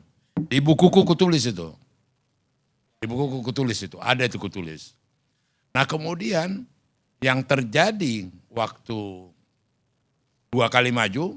Jadi Mega itu jadi presiden itu sebenarnya kecelakaan. Karena Gus Dur dimakzulkan. Zulkan. Jadi bukan karena pemilihan yang normal, ya kan? Nah, kemudian 2 periode maju, 2 kali maju menghadapi SBY, ya kalah. Dan di situ terus terang aja tim kita waktu itu capek sekali menstensili, memfotokopi pendapat kiai-kiai ustadz yang membolehkan perempuan. Karena begitu derasnya arus. Satu ketika Mega bilang ke saya, Panda masih susah ya orang Indonesia menerima perempuan jadi presiden. Itu dia ucapkan ke saya. Itu loh. Jadi ini saya bukan asumsi, bukan isu, bukan apa gitu loh. Bukan ini langsung empirik, langsung ini gitu loh. Tapi mungkin Bang ya untuk 2024 ini boleh jadi situasinya berubah. Itu betul. Iya. Penerimaan publik terhadap calon pemimpin dari perempuan, kalangan perempuan itu terjadi agak banyak itu di pilkada dan gak ada problem. Iya, Gitu. enggak ini saya kasih referensi aja gitu loh. Ya setuju saya Kalau soal itu itu. Bang. terjadi, alhamdulillah. Iya. Nah ini referensi aja. Saya kasih informasi. Iya itu gitu. setuju saya Bang. Setuju. Iya Pan ya, masih susah perempuan diterima jadi presidennya gitu dia. 2000, Jadi 2012 ya. Waktu Mega Prabowo itu tim suksesnya waktu itu, gua rasa energi paling banyak disita mengcounter itu. Gitu loh. Iya bisa dipahami. Itu jadi catatan lah. Sekalipun begitu, saya tetap meyakini cerita yang lain dari Bang Panda, yaitu rasa malu Ibu Mega untuk kembali terlibat dalam pencalonan presiden wakil presiden. Iya. Tapi soal persepsi bahwa perempuan tidak dapat diterima sebagai calon presiden di lingkungan kita saat ini, saya kira sudah jauh kita melangkah, lebih bisa diterima gitu. Itu faktanya di pilkada-pilkada banyak perempuan yang terpilih sebagai kepala daerah gitu kira-kira. Baik. Sekarang Effendi Ghazali. Ya, Assalamualaikum warahmatullahi wabarakatuh, para pemirsa ILC, Datuk Karni Ilyas. Pertama-tama saya mau mengaku lebih gampang memprediksi Vietnam lawan Indonesia daripada kita memprediksi apa yang terjadi pada hari ulang tahun PDIP kemarin.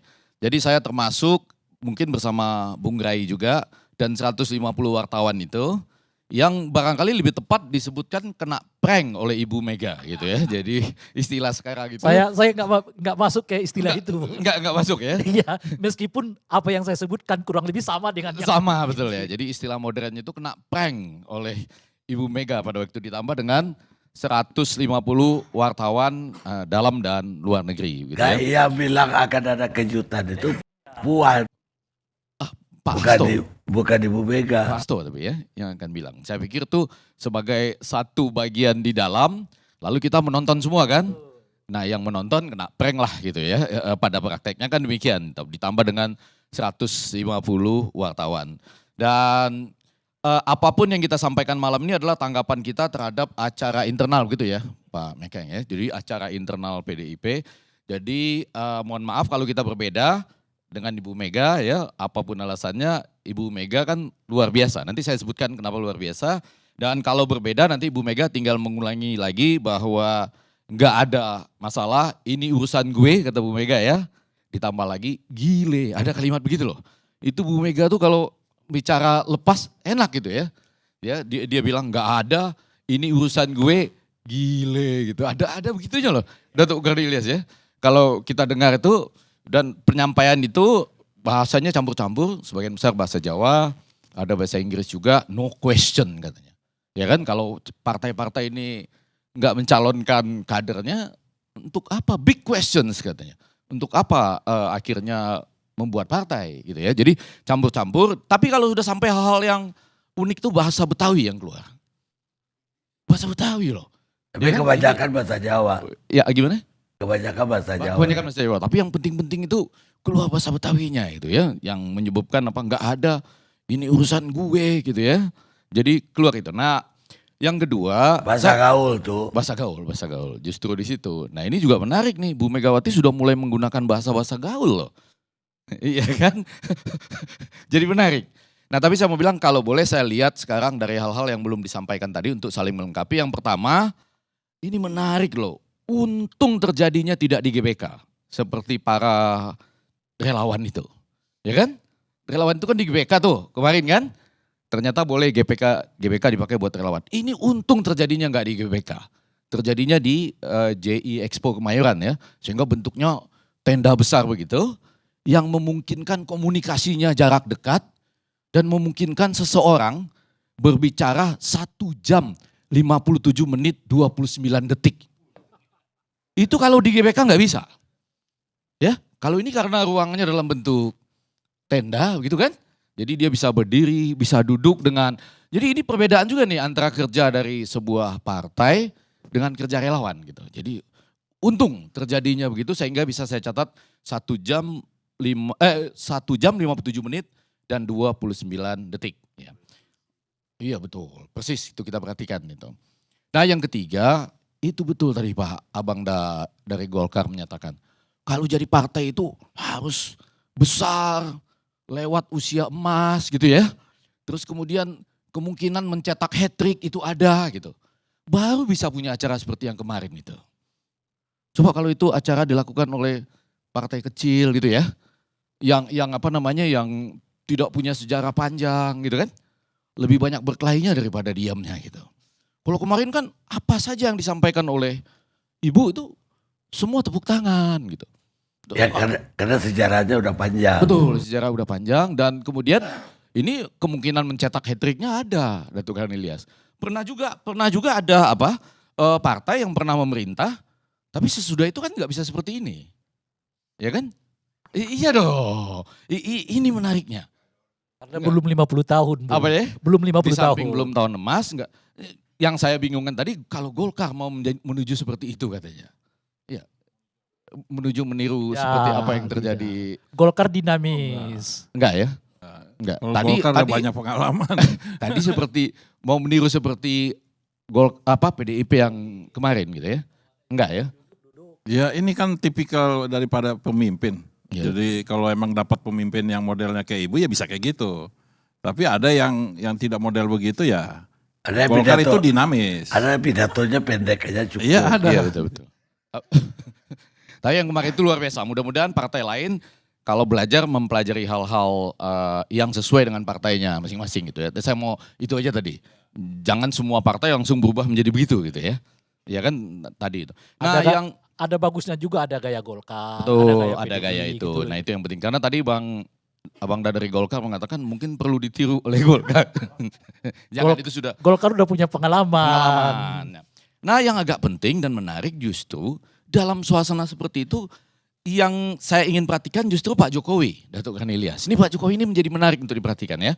Hadir sebagai kader kan, bukan sebagai presiden kan. Sehingga Bu Megawati bebas berbicara kepada dia. Bahkan di situ saya melihat Pak Jokowi juga berubah loh. Bukan hanya yang lain. Jadi misalnya gini ya. Ingat nggak tiba-tiba Jokowi mengatakan luar biasa Ibu Megawati ini tidak gerusa-gerusu. Artinya tenang, tidak tergesa-gesa. Padahal kalau kita ingat pada waktu ulang tahun Golkar mungkin ya.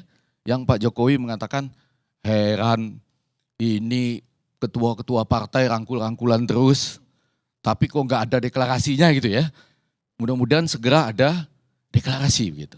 Jadi begitu masuk dalam suasana sebesar partai PDIP itu, seorang Jokowi aja berubah. Ya kan mengatakan berubah. Berubah yang sebelumnya menasihatkan kepada ketua-ketua partai yang sering rangkulan, segeralah deklarasi. Mudah-mudahan dalam waktu dekat segera deklarasi. Di situ berubah loh. Ada hanya menyoroti Pak Jokowi setelah Ibu Mega selesai pidato kan itu.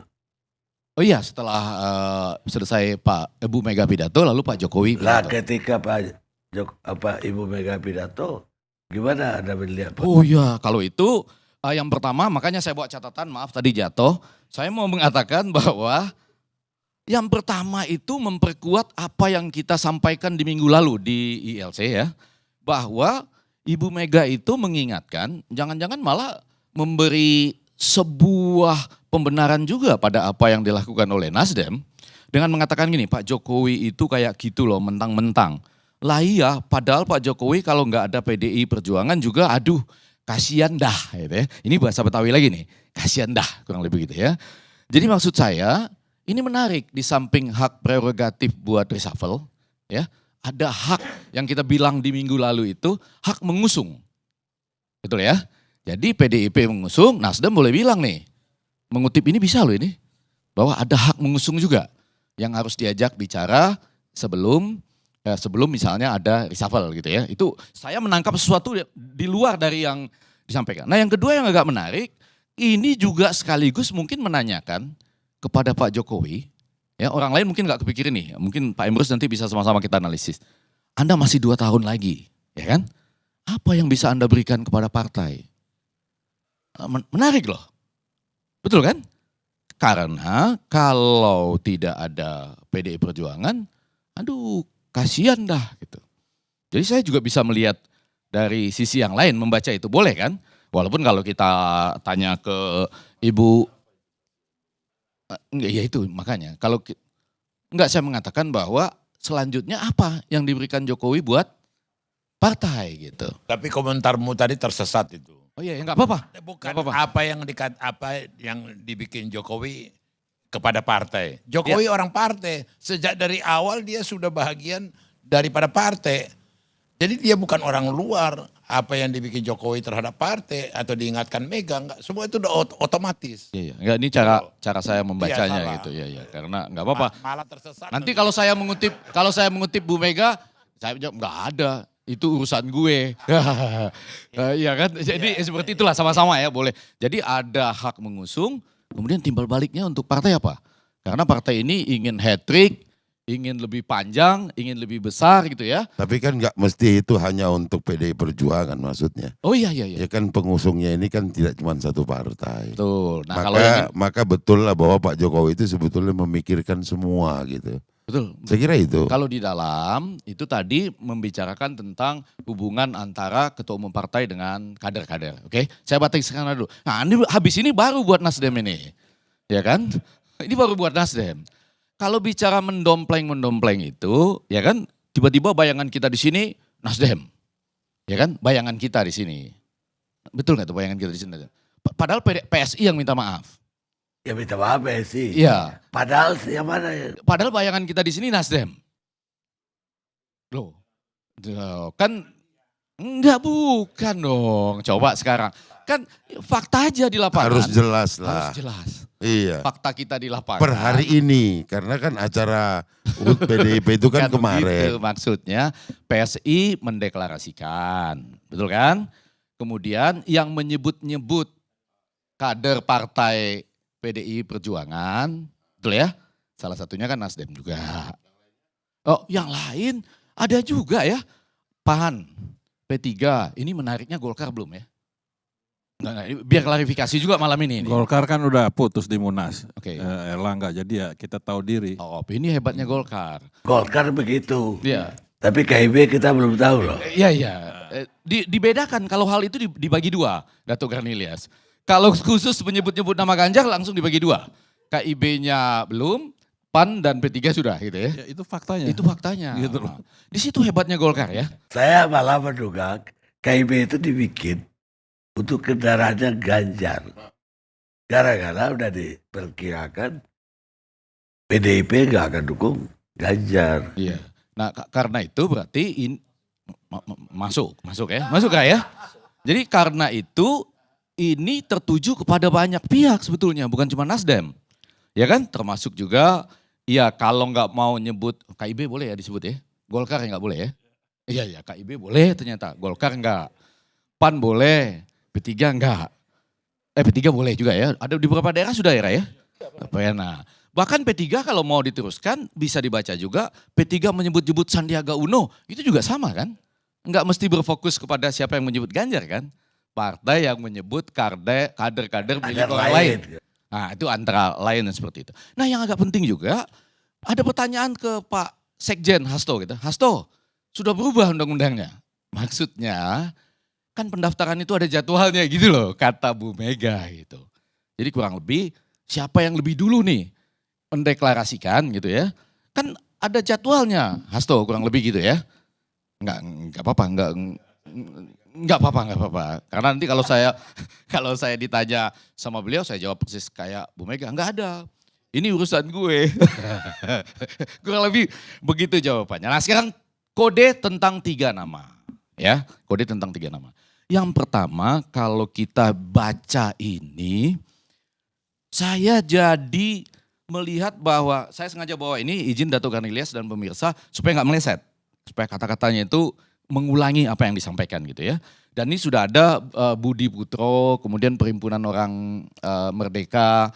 Sama kalau kebetulan ini saya baru tadi malam berbicara dengan kader yang saya nggak boleh sebut nama pasti. Yang berbeda pendapat dengan Pandana Baban. Dekat juga. Dan mengatakan ada peluang ini. Peluang apa? Peluang Bu Mega. Ada peluang itu. Walaupun saya, begitu saya sampaikan, saya dijawab oleh Bang Pandana Baban, Anda itu maha tersesat katanya. Iya kan? Maha tersesat katanya. Bukan tersesat lagi, maha tersesat. Tapi saya menyampaikan apa yang saya dengar tadi malam bersama-sama di sebuah stasiun televisi lain. Orang dekat juga. Nah kurang lebih kan kalimatnya begini, kamu tahu nggak sih Ibu Mini udah pintar, cantik, karismatik, pejuang, opo meneh, apalagi kurang lebih gitu ya, kata Megawati. Ada pertanyaan, pemimpin masa depan yang ibu harapkan itu seperti apa? Aku bilang, kok lu nggak ngeliatin gue ya? Bahasa, masuk lagi bahasa Betawi nih. Kok lu nggak ngeliatin gue ya? Orang jelas-jelas ada gitu. Nah untung ada kalimat, ada 2 kata yang bisa membuat kita bisa percaya juga pada Bang Pandana Baban. Di situ ada kata, aduh gawat gitu. Jadi Nggak gawat maksudnya itu. nggak tahu saya nih gawatnya. Karena orang-orang itu tidak melihat dia. Iya, makanya dia bilang gawat. Nggak apa-apa, itu definisi apa pemandangannya dari Datuk Karnilias. Ya, karena kalau kita sampaikan ke Bu Mega nanti jawab gitu Bung lagi. Effendi. Gak ada Bung urusan Effendi. gue, gile. Bung Effendi, Iya. baru ini kali saya lihat moderator kita dalam hal ini Pak Karni Ilyas ikut beropini gitu loh. Iya. Karena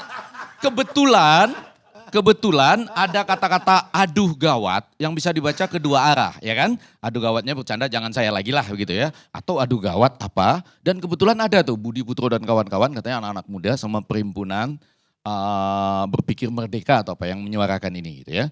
Ditambah dengan data yang paling baru kemarin.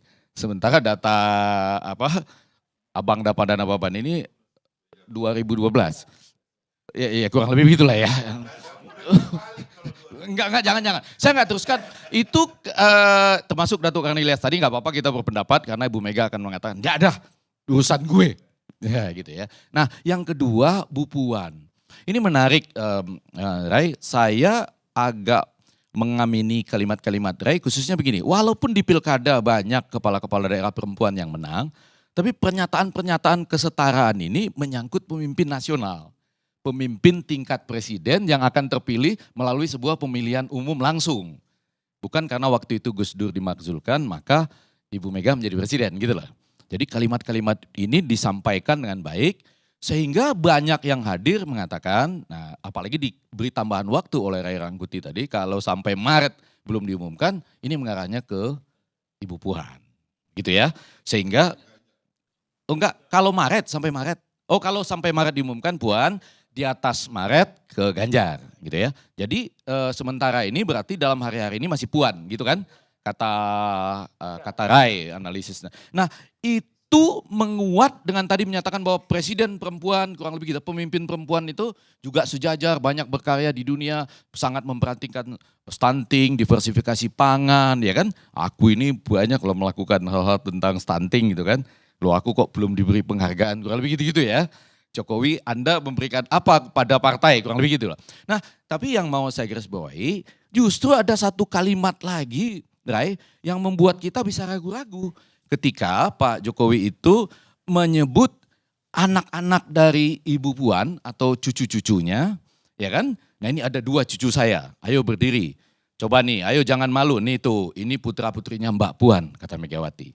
Beberapa persepsi mengatakan, iyalah kalaupun nggak Mbak Puan saat ini, nanti cucu-cucunya lah yang meneruskan jadi presiden gitu. Sampai begitu tuh ada yang bilang begitu. Jadi interpretasi ini jadi liar gitu. Jadi kalau kita tanya, kok Anda bisa berpikir seperti itu? Dia jawab lagi, nggak ada urusan gue katanya. Kata orang-orang itu gitu. Jadi mungkin sekarang yang diperkenalkan itu bukan Puan. Nanti Puan gilirannya Terah Soekarno juga. Cucu-cucu yang luar biasa. Kalau hitungannya 10 tahun udah mulai itu masuk politik. Cucu ya? Iya, cucu. Ah, berarti ada benarnya itu. Nah sekarang dugaan yang paling terakhir yang banyak melesetnya itu adalah di media ditulis. Bahkan media-media besar nih. Headline, betapa Ganjar terpinggirkan pada acara kemarin. Sama sekali tidak disebut nama Ganjar, betul ya?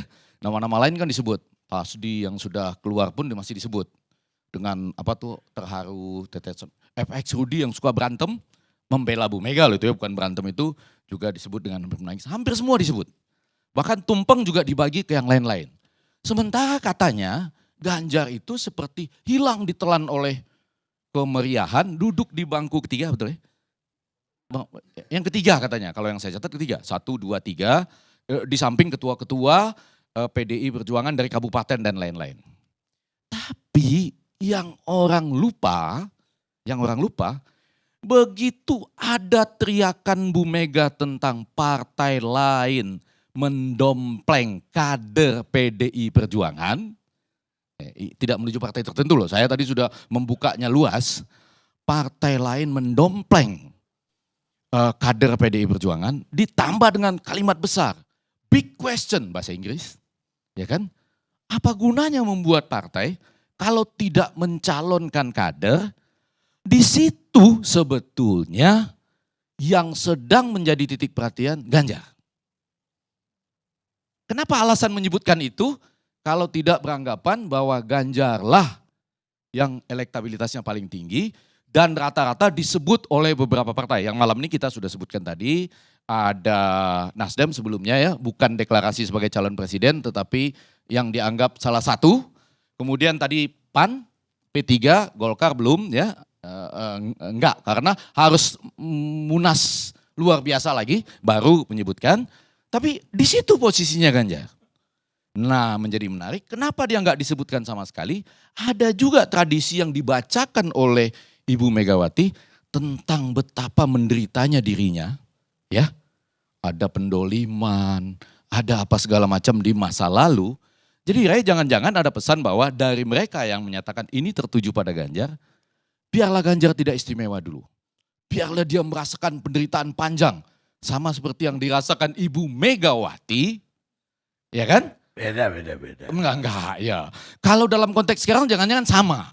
Kalau dulu penderitaannya Datuk Karnilias lawan-lawan menjatuhkan sampai Pak Surya Paloh menunjukkan posisi kan, ngirim Don Bosco di Sukolilo dan lain-lain itu ya. Kalau sekarang jangan-jangan perlawanan itu bisa muncul dari dalam juga.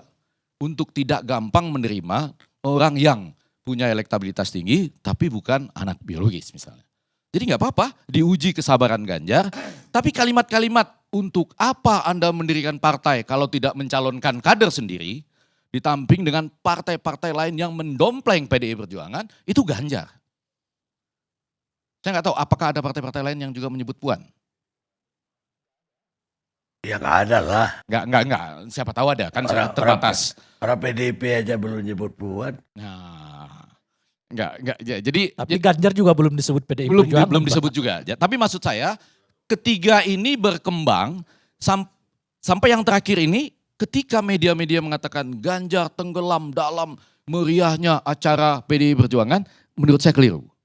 Karena tadi kalimat mendompleng, ya kan? Percuma Anda mendirikan partai big questions, justru yang selama ini disebut-sebut oleh partai-partai lain, ya di samping P3 menyebut Sandiaga Uno, itu adalah Ganjar, itu satu. Nah yang terakhir. Saya mau ya. pertegas dulu Bung Ya. Effendi. Apakah Anda mau mengatakan perlakuan yang dilakukan oleh PDI Perjuangan terhadap Ganjar dari dahulu sampai sekarang ini adalah bagian dari mendewasakan Ganjar itu karena sedang apa namanya itu ya, digojlok lah untuk jadi calon pemimpin di masa mendatang. Apakah Kalau itu yang mendengar Anda mau sebut? narasi Bu Mega Ya. yang panjang dan lebar, betapa dari PNI kemudian sampai ya tadi disebut lagi oleh Bang Pandanababan, dalam hal ini mungkin kami sama ya. Saya tidak dianggap maha tersesat mudah-mudahan dalam hal ini, yaitu bahwa itu apa namanya pendoliman cerita panjang itu.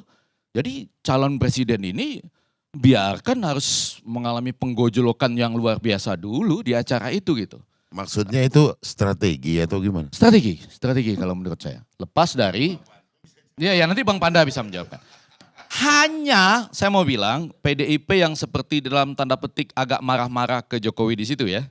Kan legal formal kami loh yang mendukung Pak Jokowi gitu kan.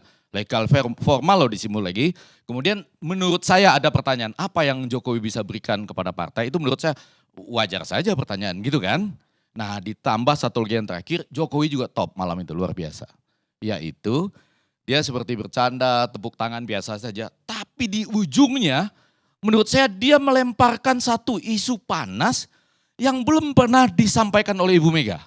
Ini hebatnya Jokowi. Jadi sama-sama hebat ini kalau menurut saya. Luar biasa Ibu Mega bisa memukau orang 1 jam 57 menit 29 detik. Pak Jokowi hanya sekitar 23 menit itu ya. Tapi dia mengatakan gini, nama calon presiden sudah ada di kantong Bu Mega. Padahal Bu Mega belum bilang loh bahwa nama calon presiden ada di kantong saya. Dia tebak. Hah? Dia nebak. Loh luar biasa berarti. Sudah disampaikan oleh Bu Mega bilang itu urusan gua. Iya, Presiden kan udah ju- berarti justru- sudah itu. Enggak justru itu yang menjadi bagaimana Jokowi tahu apakah mereka berdua sudah memperlihatkan isi kantong Mega. Enggak. Bu Mega bilang itu urusan gua. Dimasukin ke dalam. Jadi menurut saya Jokowi juga luar biasa. Dia menutupi itu dengan mengatakan ya sudah ada di kantong Bu Mega. Balik lagi kita perhatiannya ke Bu Mega ya. Walaupun di dalam acara itu kita agak melihat sebagai kader Pak Jokowi ketawa-ketawa aja ya. Apapun kata. Di acara itu jangan lupa loh Drai, Pak Emrus, banyak orang-orang pintar yang hadir kan. Ada Pak Nadiem, menteri-menteri yang pintar-pintar, tapi larut dalam suasana yang 1 jam 57 menit 23 detik tadi. Nah yang paling terakhir saya mau mengatakan, dengan demikian sekarang ada yang jelas-jelas saja. Yang pertama, sudah pasti PDI Perjuangan tidak akan mencalonkan Bapak Prabowo sebagai calon presiden. Ya kan? Kita bikin kesimpulan yang logis-logis aja, yang sederhana-sederhana aja. Karena bukan kader. Satu. Satu. Pasti tidak calonkan Anies. Ya, karena bukan kader. Dua. Itu masih Kita- mungkin Bang. Enggak, kita sederhana-sederhana aja. Itu pasti mungkin. Karena Bisa saja dikaderkan, diberikan KTA. tapi Untuk kalau dari Anies kalimat Baswedan. Bu Mega yang saya dengar nggak bisa. Karena dia nyatakan untuk menjadi kader itu panjang katanya. Oh, is. Betul kan? Dia menyampaikan gitu. Harus ada niat, proses KTA dulu, ideologi dulu, dia menyampaikan panjang. Rasa saya nggak sempat sebelum Oktober itu. Jadi ada 2 kesimpulan yang bisa kita nyatakan. Betul Datuk Karnelias tadi, pasti bukan Prabowo, ya kan? Dan pasti bukan Anies. Jadi salah satu dari 3 nama tadi dengan alasannya masing-masing. Untuk Bu Megawati ini menjadi menarik. Saya tanya ke teman-teman itu, kenapa Anda Bu Megawati? Dia mengatakan, kalau basis utamanya Ganjar Pranowo itu adalah Jawa Tengah, Jawa Tengah yang ada tidak hanya di Jawa Tengah, tapi Jawa Tengah yang ada di berbagai provinsi lain, itu kalau diambil oleh Bu Mega, ya misalnya gitu, menurut mereka gitu ya, itu bisa berubah juga konstelasi. Ditambah lagi tadi Datuk Karnilias mengatakan ada Lula, Anwar Ibrahim, Mahathir, satu lagi siapa tadi Datuk Karnilias? Biden. Biden yang kemudian muncul aja. Jadi ini semua menjadi, saya tanyakan lagi kepada teman-teman itu, masa iya Anda menyatakan demikian? Saya saja menyampaikan itu sudah dibilang oleh Pandanababan sebagai maha tersesat katanya. Ya kan? Tapi semua, tetapi teman-teman itu, Untuk satu item tadi. iya betul, bagus semua. untuk semua. Kalau yang lain bagus ya, benar ya. Kalau yang lain benar ya Bang Panda ya, keren. Cuma waktu saya tanyakan itu, kenapa Anda berpikir begitu? Ya kan, kepada teman-teman itu, akhirnya mereka jawab, dan ini luar biasa. Nggak ada, ini urusan gue katanya. Gile katanya. Kurang lebih seperti itu Datuk Karnilias. Terima kasih. Pemirsa, Pemimpin itu bagaikan seorang gembala. Gembala itu membiarkan domba yang paling cekatan di paling depan. Dan yang kurang cekatan mengikuti yang cekatan tadi. Para domba tidak sadar. Sebetulnya yang mengatur itu adalah si gembala sendiri. Nelson Mandela, pemimpin Afrika Selatan. Kita sampai ketemu LC yang akan datang.